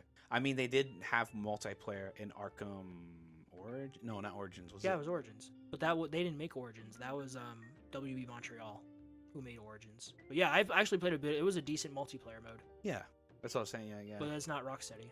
It's not Rocksteady. Oh, okay. Well, never mind. I was gonna say maybe like it was something like that, but I guess not. At this point, again, as a huge DC fan, I need I don't know when we're getting Injustice 3, but I need that Wonder Woman game to be good. I need a good Wonder Woman game. Holy fuck, Monolith, please pull the WB catalog of games out of the ringer. I mean, the only game that's keeping them afloat right now is fucking Hogwarts Legacy. Yeah, that game sold a lot. Yeah, that game fucking sold so many copies. I will buy it one day. But yeah, that's enough shitting on Suicide Squad. Enough shitting. From two guys who only played the alpha. Yeah. What was the next thing that you... Oh, so I added this, but we're getting an Invincible game, but it's not the game you guys were thinking like, oh, cool, it's gonna be like. Is this the one? I think is this the one with Rock, the villain? Oh, no, it's a Fortnite mode. No, that's Fortnite. That's a Fortnite mode. Yeah, I'm thinking of. Yeah. Yeah, no. What's this one? This is Ubisoft's mobile game, Invincible. It's Invincible something. I think it's Defenders of Earth or whatever. What kind of game is it? It's like a Is it? Is it turn-based? Yeah, turn-based Invincible game? Yeah, turn-based Invincible game. That's what I wanted. Yeah, great. It's not like I wanted like a Dragon Ball Budokai game with Invincible. You think about that. Yeah. A Dragon Ball Budokai game of Invincible where you could just have Omni-Man, General Craig, just fucking fighting each other in cities. All the evil Invincible. Dude, that'd be so. Dude, an Invincible fighting game would be fucking amazing. Oh, dude, it would fucking sell. Like, I'm not even joking. Like, even if they do it low, like, I'd low buy. I'm not a budget- fighting game guy, but I bought Injustice because I'm a DC guy. I'd buy this because I'm an Invincible guy. NetherRealm. I know you're not making it. You probably are making another Injustice, but if you are, Oh my God! Please make another Injustice. I'm begging you, Ed. We're close enough. We live close enough. Let's talk this out, man. This man is a Please. loser. I need one more Injustice, and I will be happy. Yeah. I will never expect a fourth one. I need one more to keep whatever that trilogy. Uno más. I want to play as Constantine, man. I want to play as Constantine, and I'll be happy.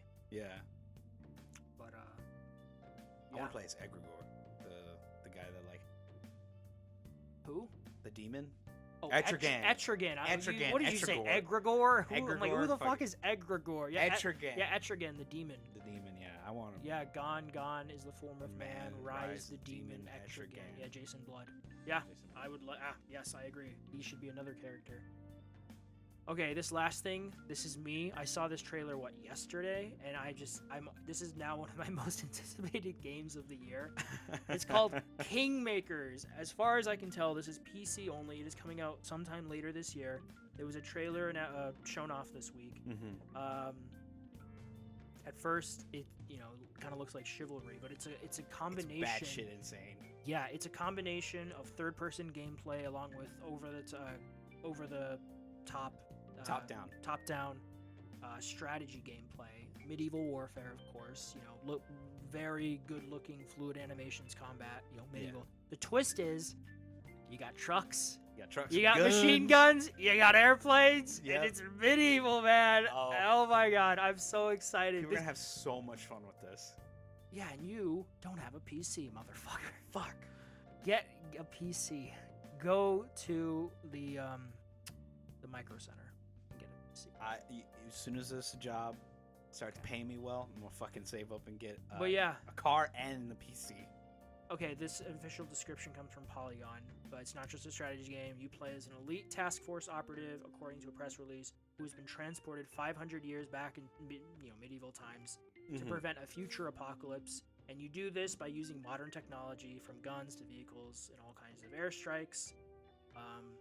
And yeah, it's a mixture of, again, third-person gameplay. You're playing as your character, to top-down strategy. You're strategizing where your knights are going and who you're attacking. This literally is just medieval Helldivers. It kind of looks like it. Yeah. Dude, I'm so excited. This looks fun. This is video games. Yeah. These ridiculous, but like, oh yeah, why has no one thought of this premises? Like, all you have to do is take something modern that we know, like zombies, and then like ancient Rome. Ancient Spartans fighting zombies. That'd be sick. Like Prey did. Fucking Alien, or not Alien, the Predator. You're fighting fucking 1700s America fighting French colonials and Native Americans. Yeah. That movie slaps, dude. It's so good. Jinx. Fuck. You owe me a soda. Thanks. There you go. There you go. But yeah, this looks amazing.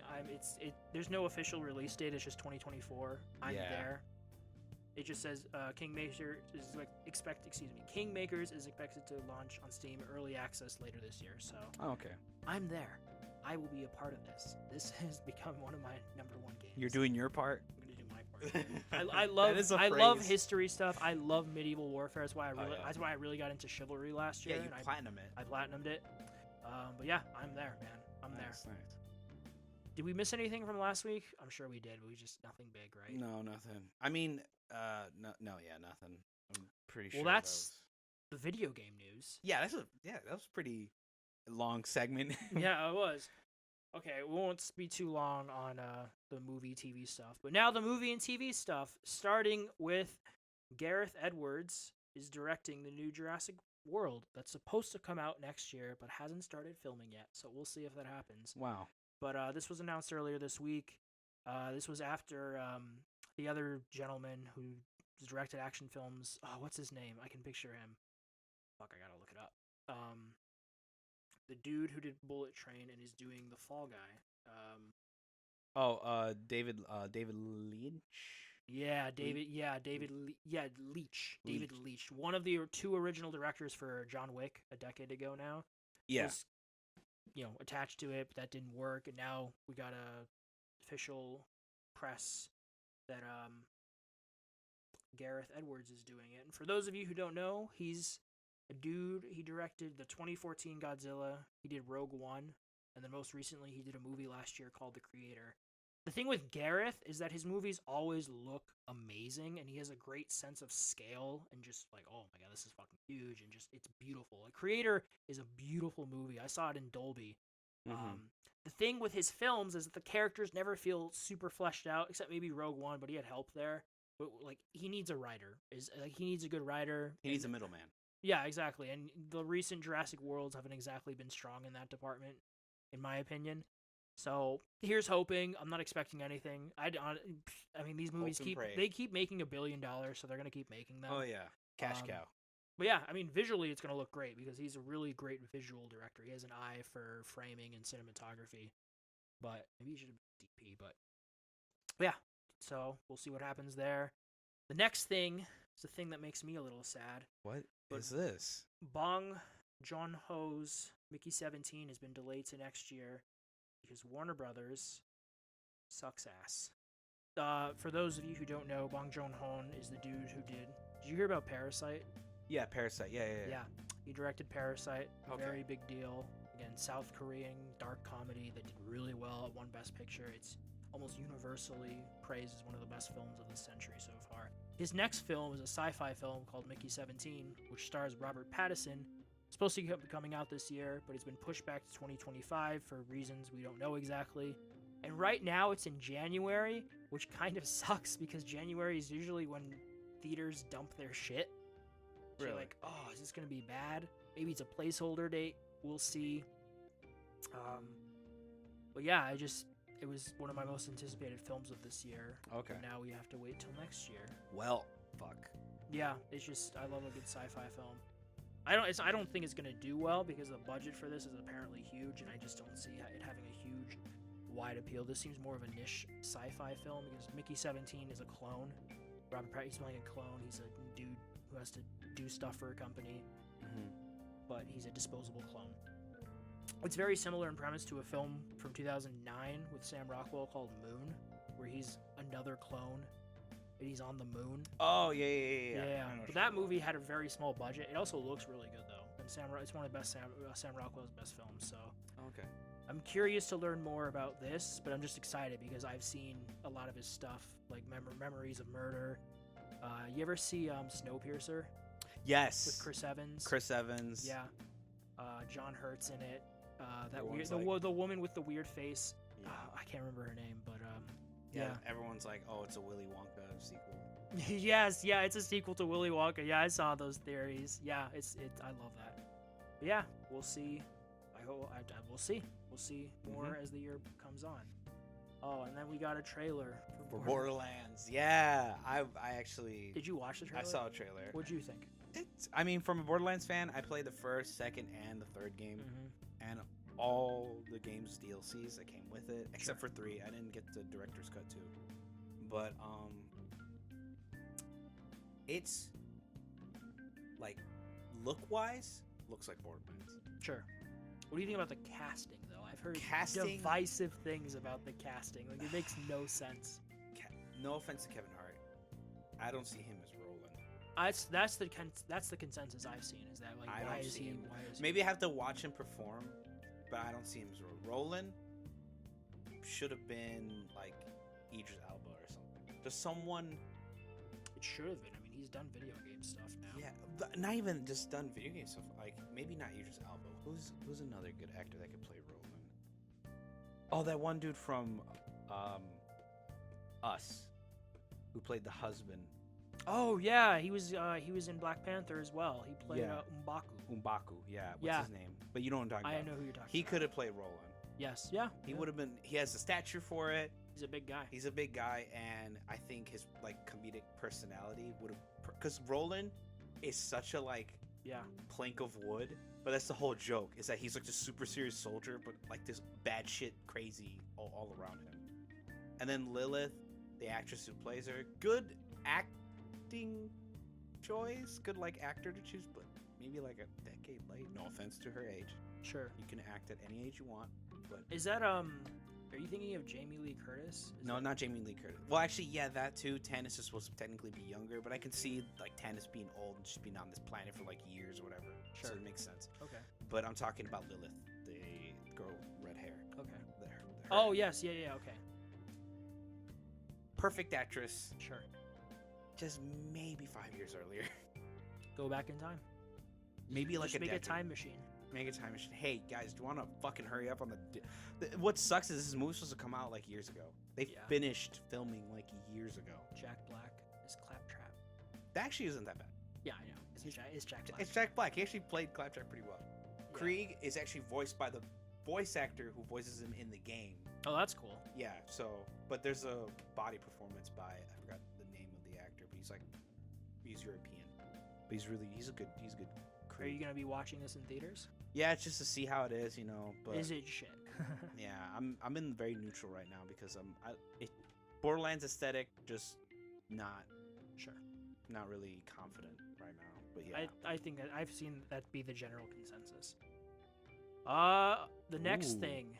I see Yes. this. So this week there was a table reading for Superman Legacy with the cast, and then James Gunn and Peter Safran, who are the heads of these newly announced. Is that DCs. Nathan Fillion? That is Nathan Fillion. Yeah, there's a cast photo you can find. It's really cool.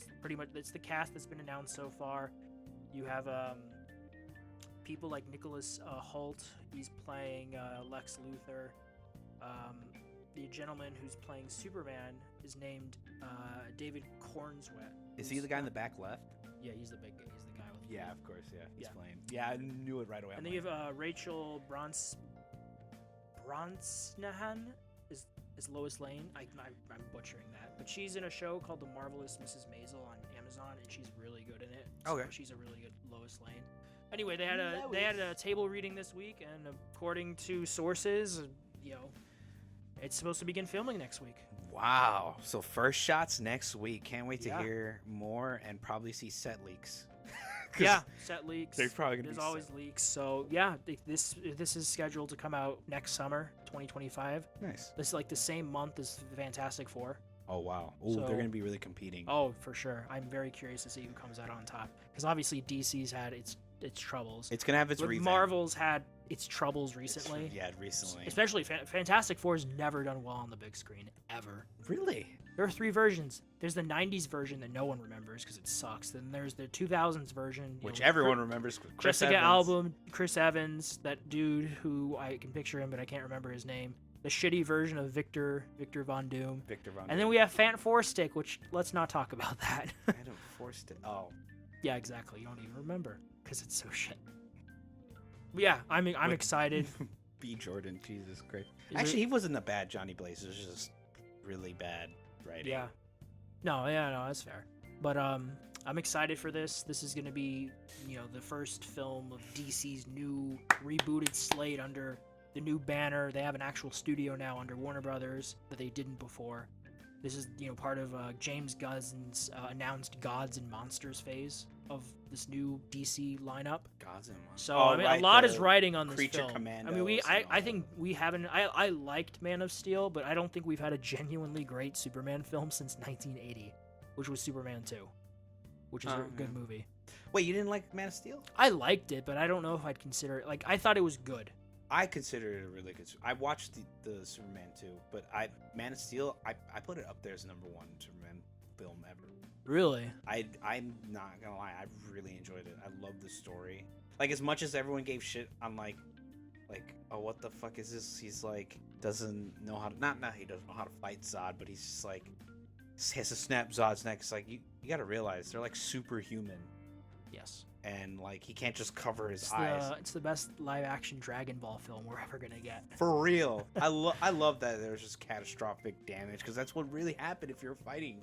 Yeah, I mean he's that's in the comics all the time. Yeah. Like, you look at his fight with Doomsday. He fights him in Metropolis. and he fights him just- in the suburbs and then it goes all the way to Metropolis, Metropolis. and Yeah, that's how they it's decimate insane. a lot of a good chunk of the city. Yeah. But yeah, I'm excited for this. Me too. I think we'll get a trailer maybe. I'm gonna say late this year, like Yeah, fall, late December. fall. Yeah, for sure. Because that's when they're probably mostly done with most of the shots. Yes. Unless they And have then delays. this next thing makes me happy. Dune. Yeah, Dune Part 2 comes Yeah. out next week. but they lifted, the review embargo this past week, and it's doing really fucking well. Yeah. For reference, the first film, this is the Rotten Tomatoes score, and for those of you who aren't aware, the way Rotten Tomatoes works is that when you see something on there, let's say it has a 95%, what that means is that 95% of people who reviewed it liked it. It's either you like it or you don't like it. That's it.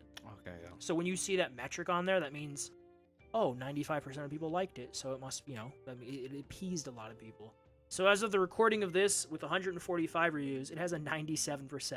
Which is pretty good, especially compared to the first one. Holy shit! It's almost 3 hours long. Oh yeah, of course it is. Yeah, the first one's pretty long too. It's Dune's a very Dude, I feel like as we're gonna get older, it's gonna be harder and harder to watch these movies. Speak for yourself. Yeah, Abel's gonna be falling asleep. He's gonna be in the middle of a Helldivers match. I'm like, on my PlayStation Portal. Abel, you're not doing your part. Sorry. My hernia acted up again. I don't know. My pelvis. But yeah, it's out of 145 reviews. It has a 97%. If you want to see like the actual metric, score-wise, it has an 8.7 out of 10. Okay, nice. Which is pretty fucking good That's for a solid. 3-hour sci-fi film. That's solid. Based off of Dune, which is not an easy thing to get into. Like the average person, I'm just gonna say it, it's just not gonna read Dune. It's so dense. It can be slow, but it's very methodical. Challenge accepted. No, you're not gonna read it. No, I will give you $10 if you ever read it. $10? If you can prove it to me. I'm not a money tree. I'm not giving you more than that. Fuck 25 that. Bastard. No, just play. But yeah, for reference, the first film has right now like a 500 and something reviews. It has an 83 because it's not as liked. So for it to jump up that high, I'm just very excited. I love Denis Villeneuve. I love his films, and I love sci-fi, so it just makes me happy. The next thing is about Warner Brothers not budgeting themselves, even though they've been having money issues forever. Oh God! But as a film fan, it's exciting to see this kind of stuff come to fruition. But okay, you know Joker 2, right? Yeah, I know. Lady Gaga, Joaquin Phoenix. The first movie did really well. This one has a $200 million budget. For a Joker film. Jesus. And it's just, I know the first movie made over $1 billion, but it's like, what? How do you spend that much money on a fucking Joker Wait, film? Am I reading this right? $12 million for just Lady Gaga? Oh, it's Lady Gaga. It's Lady Gaga, but holy fucking shit, lady. Yeah. And then... Humble yourself a bit. Right? Holy fuck, you have like an enterprise. But yeah, I don't know. It's just... I don't know how they spend. It's just these budgets get so inflated these days. So they have, if this was the early 2000s where you had the market of people buying DVDs and shit. Yeah. That's how films like Fight Club and The Big Lebowski ended up being successful because they bombed at the box office. But they found, sales. Yeah, exactly, because people were like, oh, this is really good. People don't buy shit anymore. Everything's on streaming, so it's not the same. But they have to make that money back at the box office. Mm-hmm. Like Gladiator 2, its budget ballooned to like $300 million. Wait, yeah, Gladiator 2. What the fuck? Yeah, I know. It's crazy. And then also Tom Cruise. Oh, looks like time's finally catching up with Tom Cruise. Yeah, he's getting older. It's showing. But he finally is getting to that point in his career where he's trying to get back into more acting. In like action films, he does all the Mission Impossible, did Jack Reacher, Edge of Tomorrow, that sort of thing. So there's a big rumor that he's going to be in Tarantino's last film. Ooh. Yeah, so that would be cool to see. I wonder if he has a big role. And then he's going to be, I believe, do you know a director named Alejandro Iñárritu? He sounds familiar. You ever see The Revenant? Yes. He's the one with Leo. Leo DiCaprio. He did The Revenant. He did The Revenant. Okay. Which was a grueling shoot. They shot in South America. It's about a real person in real life who went through. It was kind of a revenge film, but it's a beautiful film because they used all natural lighting. So they had to fucking get the time of day right. It's all shot outside. Fuck. Leo put himself through hell for that. He won an Oscar. And then he also finally got attacked by a bear. Won an Oscar. He directed Birdman with Michael Keaton. Oh, really? Yeah, which is another really good film. And then Tom Cruise is partnering up with Alejandro Iñárritu for his next film. So his next film. It could kill him.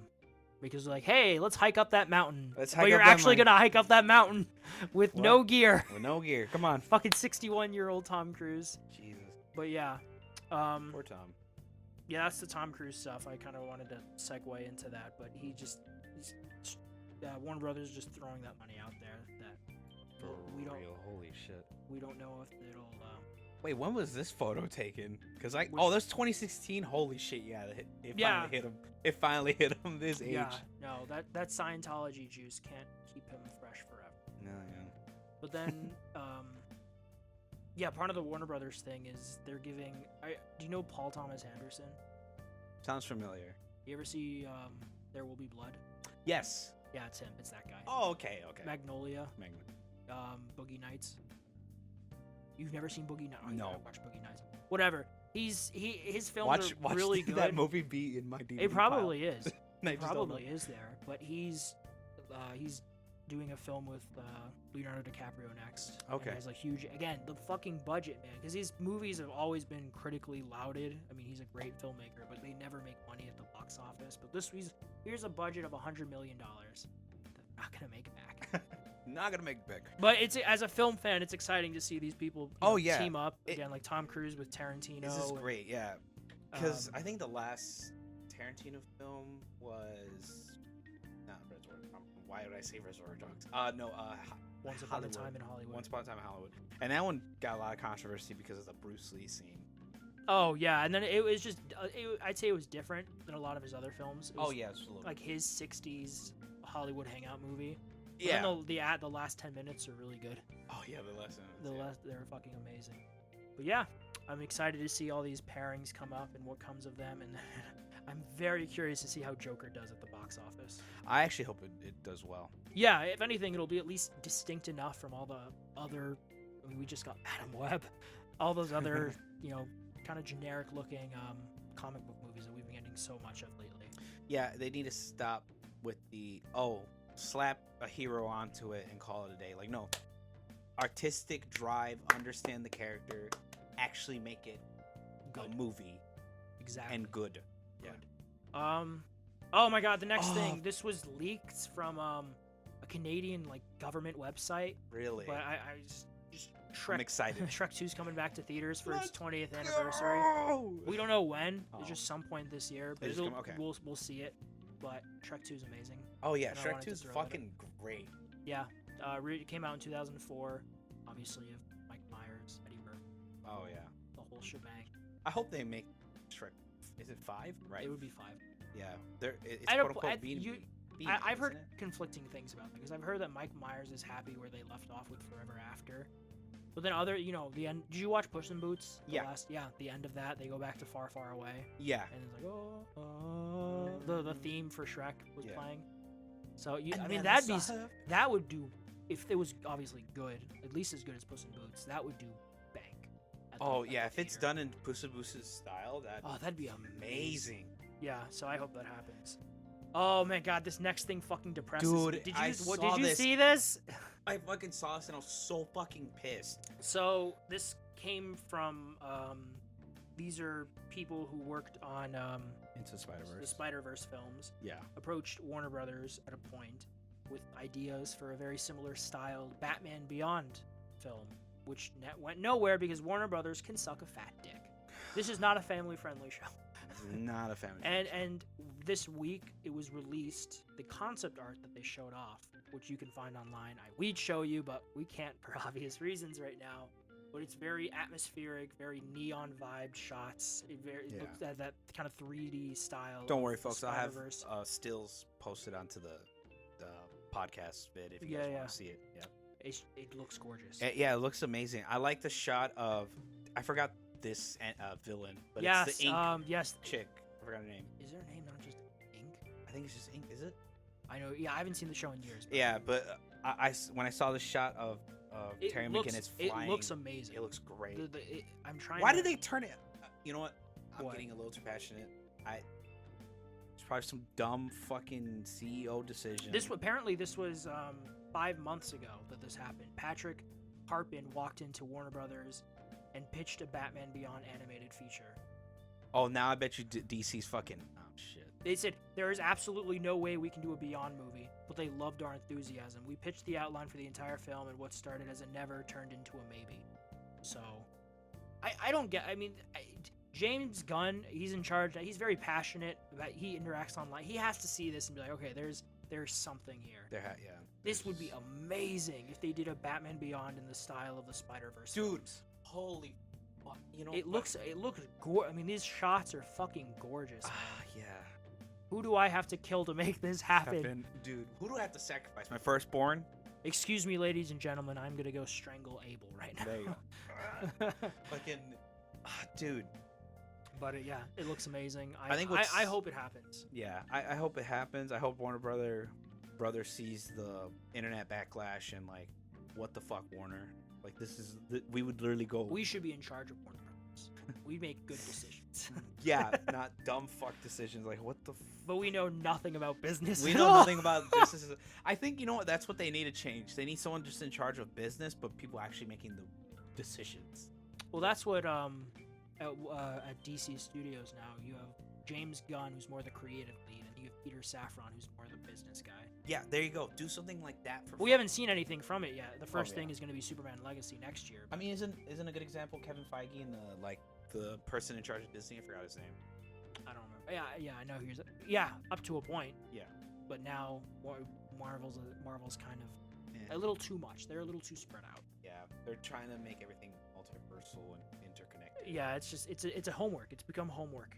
Yeah, it's very template The next thing, cutter. But yeah.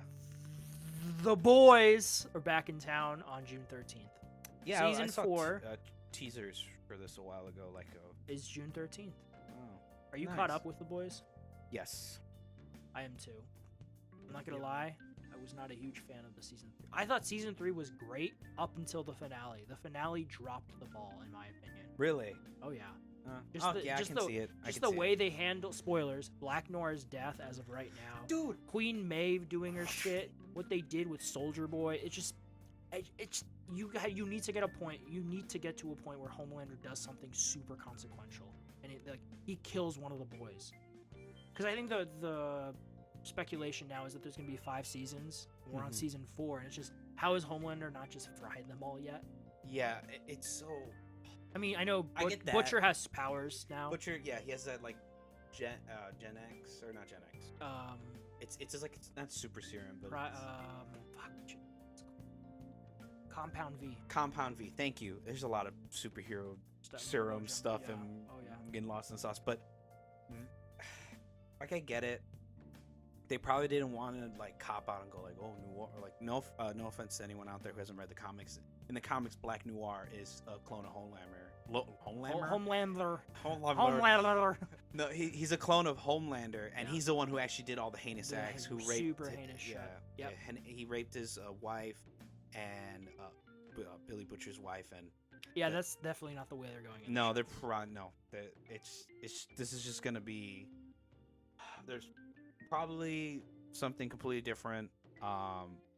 But yeah, I do agree with you, Al. It ended kind of weird, but I kind of liked it.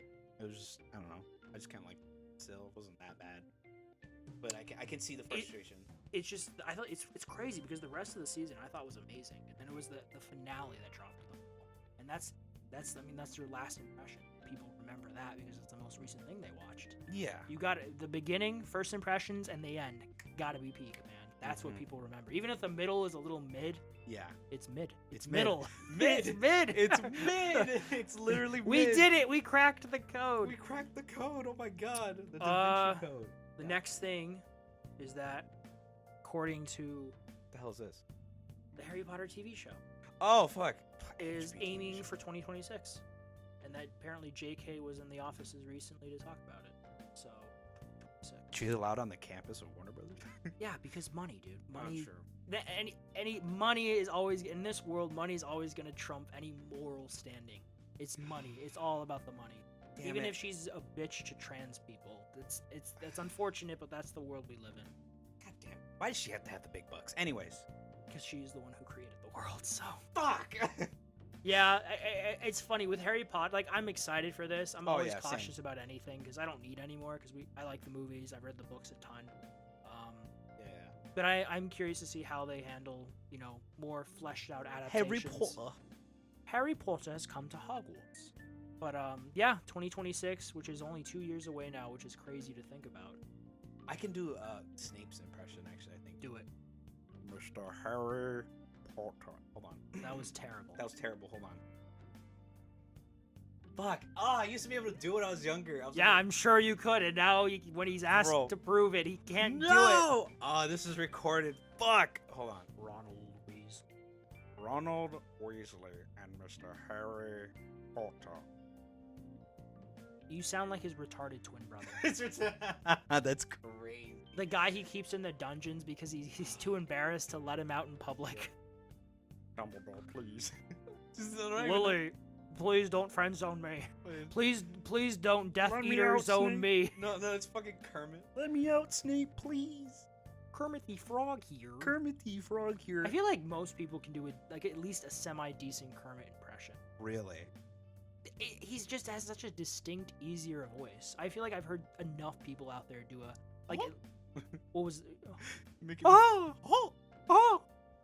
yeah. You gotta if I could do good impressions, I'd never shut up. I'd talk forever. Dude. No, you'd be fucking a millionaire voice acting. Yeah, what was the guy who the man of a million voices? Mel Brooks. No, not Mel Brooks. Mel Blanc. Yeah, that's all, folks. That's all, folks. And then we have it out now. After years of ups and downs, the Netflix Avatar show is out. Season 1 is on Netflix right now. Yep. And it has mixed reviews. Mixed reviews, yeah. From what I hear, it's like it follows somewhat of the source material. It deviates a bit, but at the end of the day, it's a pretty good Avatar. Like, it's just good live action. It's decent. It's decent. It's not the general greatest. consensus is that it's okay. It's obviously not as good as the show was never going to be, but it's at least better than the movie. Way better. I think you'd have to actively try. You'd have to actively try to make it as bad or worse than the film. Dude, I get it. That movie is just an exposition dump. That's the problem with that movie. Because they have to fit a season's worth of content into a 2.5-hour film. But you could do that if you did it right. But Shyamalan didn't do it right.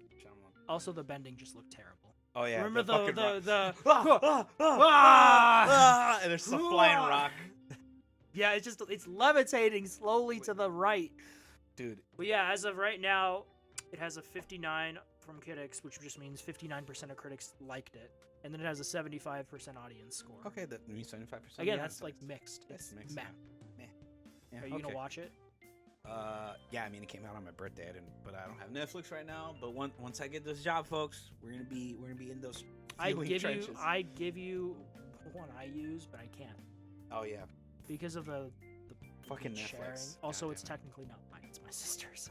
We split the cost, but it's like her account. So. Oh, okay.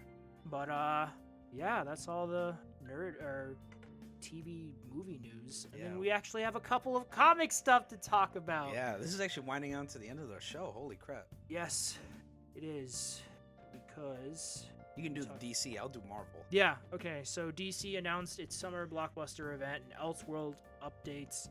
They always have these big events. This summer, there's a story called Absolute Power, 4-issue series by Mark Waid, who is amazing right now. He's been doing World's Finest. He's been doing the Captain Marvel series, and they're both really good. And the artist is Dan Mora, who is, I've talked about this before, but his artwork on World's Finest is stunning. But this is the DC Justice League has to fight Amanda Waller because she's stolen their powers, and it deals with the Suicide Squad, of course, because they have to be big. Yeah. And yeah, that's the event, and then also you have another other stuff. For DC. For DC. Sorry, I was scrolling down the page. I was like, you brain fart. They're doing Finest Collections, which are these kind of big trade paperbacks that collect, a lot of the these covers stuff. look great. Yeah, they do. There's Superman, Batman, Wonder Woman. They're $35 each. The Batman Year One. Wow. Yeah. But yeah, the big thing was the absolute power because Mark Waid's doing it. And for those of you who don't know, his biggest thing to comics is I'd say Kingdom Come, Oh yeah, which is amazing and one of the best standalone issues stories ever. Mm-hmm. But yeah, that's what he's doing. Just wanted to Nice. shout that out. I might check it out because I like Mark Waid's stuff. So yeah. Yeah. What's the other thing, Abel? Well, actually, this came across to me while I was actually watching YouTube yesterday, and it was actually posted on Marvel Entertainment's website, or not website, sorry, their When was this book? YouTube channel. This was posted exactly at 2 days ago, my birthday, at night. Mm. And I actually didn't see anything about it until literally yesterday night. And this is basically Marvel's toe being dipped not into just the zombies. You know how they have Marvel zombies. Now Yeah. they have what's called Marvel Blood Hunt, which is their new vampire, Marvel vampires basically. Yeah. And it looks pretty cool. There's a trailer. It shows off panels from the comic and the heroes that are gonna be in the comic book, and it looks really, really good. I'm actually kind of intrigued, and I kind of want to pick it up because I don't know if you've seen in my room. I have some Marvel zombie figurines in there. I have the Hulk. I did not see that. Yes. That Hulk is technically a part of a collection of figures. They if you take out of the box, you can put them all together on platforms, and it's all the zombie Avengers eating Silver Surfer. Yeah, but yeah. So I saw this. I was like, wow, they're doing a new comic line with instead of Vampires. zombies, it's just vampires. But is this canon or is it its own? Because Marvel Zombies obviously is its own thing. Its own thing. Yeah. But is this? I don't know. Looking at it, it looks like it's just main universe stuff. Which, if it is, I'm gonna be honest, makes me less excited. Really? Yeah. Okay. Because you can only do so much. You can't. There's no real consequences. Who's gonna die? They're gonna fucking kill Spider-Man? No. Maybe they'll briefly turn him into a vampire and then he'll be healed by the end of the series. But that's the thing. DC has a couple of these horror events they've done the past. Deceased, which was by Tom Taylor, which was amazing. I read all the tie-ins, I read all the main series, and the great thing about it is that there's actual consequence because it's its own universe, which you can never get away with in canon. And then they did their own vampire line called DC versus Vampires, which wasn't as good, but still fun if you like vampires like I do. Again, its own universe, so there were real DC world consequences. I can't tell if this is canon. It just makes me less excited. The exciting part is the Blade stuff because it's more Blade centric. More Blade. More Blade is always a plus. Yep. But you just can't do as many exciting things. Yeah. because Okay. you- I get you. I hope it is Ultimate Universe. No, for sure. I'm just saying, Yeah. at least judging from this trailer, it looks like it's canon. It's just kind of their big event for the year. I mean, it comics said always it's do it's to try and bloody. boost sales. Yeah, it's quote unquote bloodied and over the top. You'd and hope so. Yeah. It's vampires. Yeah. I love vampires, man. So here's hoping.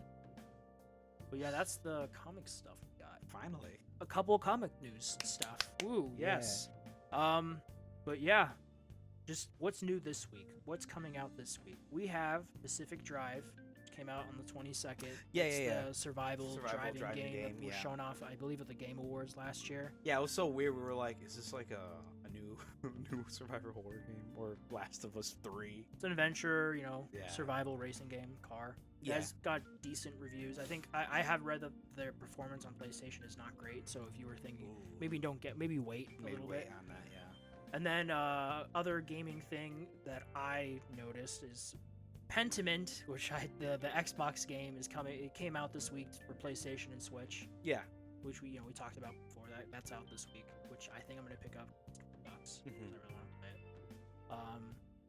And then movie-wise, that at least I know of, there's a movie from I think it's Ethan Coen, because the Coen brothers. Yeah, the Coen brothers, yeah. But it's just Ethan directing this. It's called Drive Away Dolls. It's about two lesbians, road trip. Oh, yeah. There's money. I saw a little, They're getting motion chased poster, by yeah. gangsters and shit. It's okay from what I've heard. Is it like Thelma and Louise?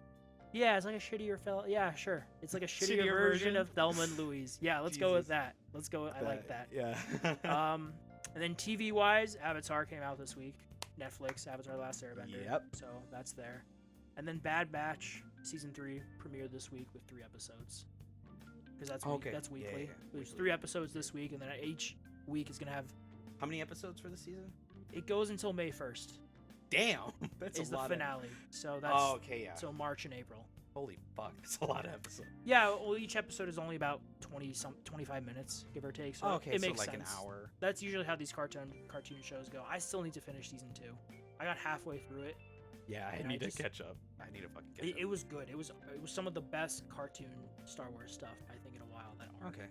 with the Stormtrooper program. Oh yeah, because we never really got to dive into like the Stormtrooper program, and like I think the only time we did was like that one like episode where they were on Camino, right? That's the clone yeah, facility. that's Yeah, close, yeah, Camino. They were doing like what? There's a term they use for Chinese. There you go. There were like a bunch of clone troopers that were in training. That was like the only Yeah. time we saw like technically like what they do to train the clones and everything. Yeah, this arc was about him pivoting away from the clone program, so they Mhm. don't need the cost. It's just cheaper to recruit people, and that's how the Stormtrooper program is born. But it gets more in depth. There's obviously political espionage and shit about it, but Yeah. it's really good. But that's where I left off. But yeah, season 3 started this week, and that's everything I saw about that's coming out this week. At least that I care Yeah. or noticed. Let us know if we missed any, or if you want to like let everyone else, if you want to be that guy and go like, well, you guys missed this, please leave it in the comments. Yeah. Yes. Yeah, we always check them. Be that guy. Please be that guy, because we always want to make sure we can cover as much as we can. But that's the end of our show. Sadly, Yes. we don't have a main topic because we covered a lot in both our video game and movie news this week. Yeah, it's a lot. It was a lot. A lot of stuff. A lot of stuff. So, but next week, our main topic will be about the state of live service games Yes. and our opinions on it and what we think could change with recent live service This is gonna be games. this guy gushing about Helldivers for an hour. That's what it's gonna be, folks. Probably. No, Yeah. well, actually, I'll probably gush And about bitching about Bungie. Bungie, yeah. Or probably I'll actually probably talk about Overwatch, too, because they did some changes that are Yeah, coming soon, and a lot of people are for excited. sure. But thank you for coming to Yes. watch. If you That want was our to show. outro us, Al, or you want me to do it? I'll do it. Blah, but- blah. But yeah, no, like he was saying, that is the end of our show. Thank you for listening and hearing our nerdy rambles and our brief opinions of the week's news and stuff and what we've been doing. As always, thank you for listening in. We record every Saturday and we upload every Sunday or Monday. Today is February the 24th. We've been doing this for like over a month already. Yeah, Which is crazy. and it's coming like a regular thing. It's getting easier and Yeah. easier to record each Yeah, episode. we're and figuring our shit groove out, our shit Yeah. out. And Mm-hmm. to the like 3 or 4 people who've been listening, thanks. Thank you. Give a shout out so we can thank you properly. Mm-hmm. But we always appreciate it. As always, I have been Al. I've been Abe. You've been here because you are finally awake. Now it's time to go to sleep. Yeah. We're gonna come knock you out. Come personally knock you out. But you Boom. can wake up next week for the next episode. Wait for the next episode. They wake up in like, the actual Skyrim thing. Oh, you're it's finally you. awake. You're finally awake. That's it. That's There you it. go. That's it. All right. Take care, everyone. Take care.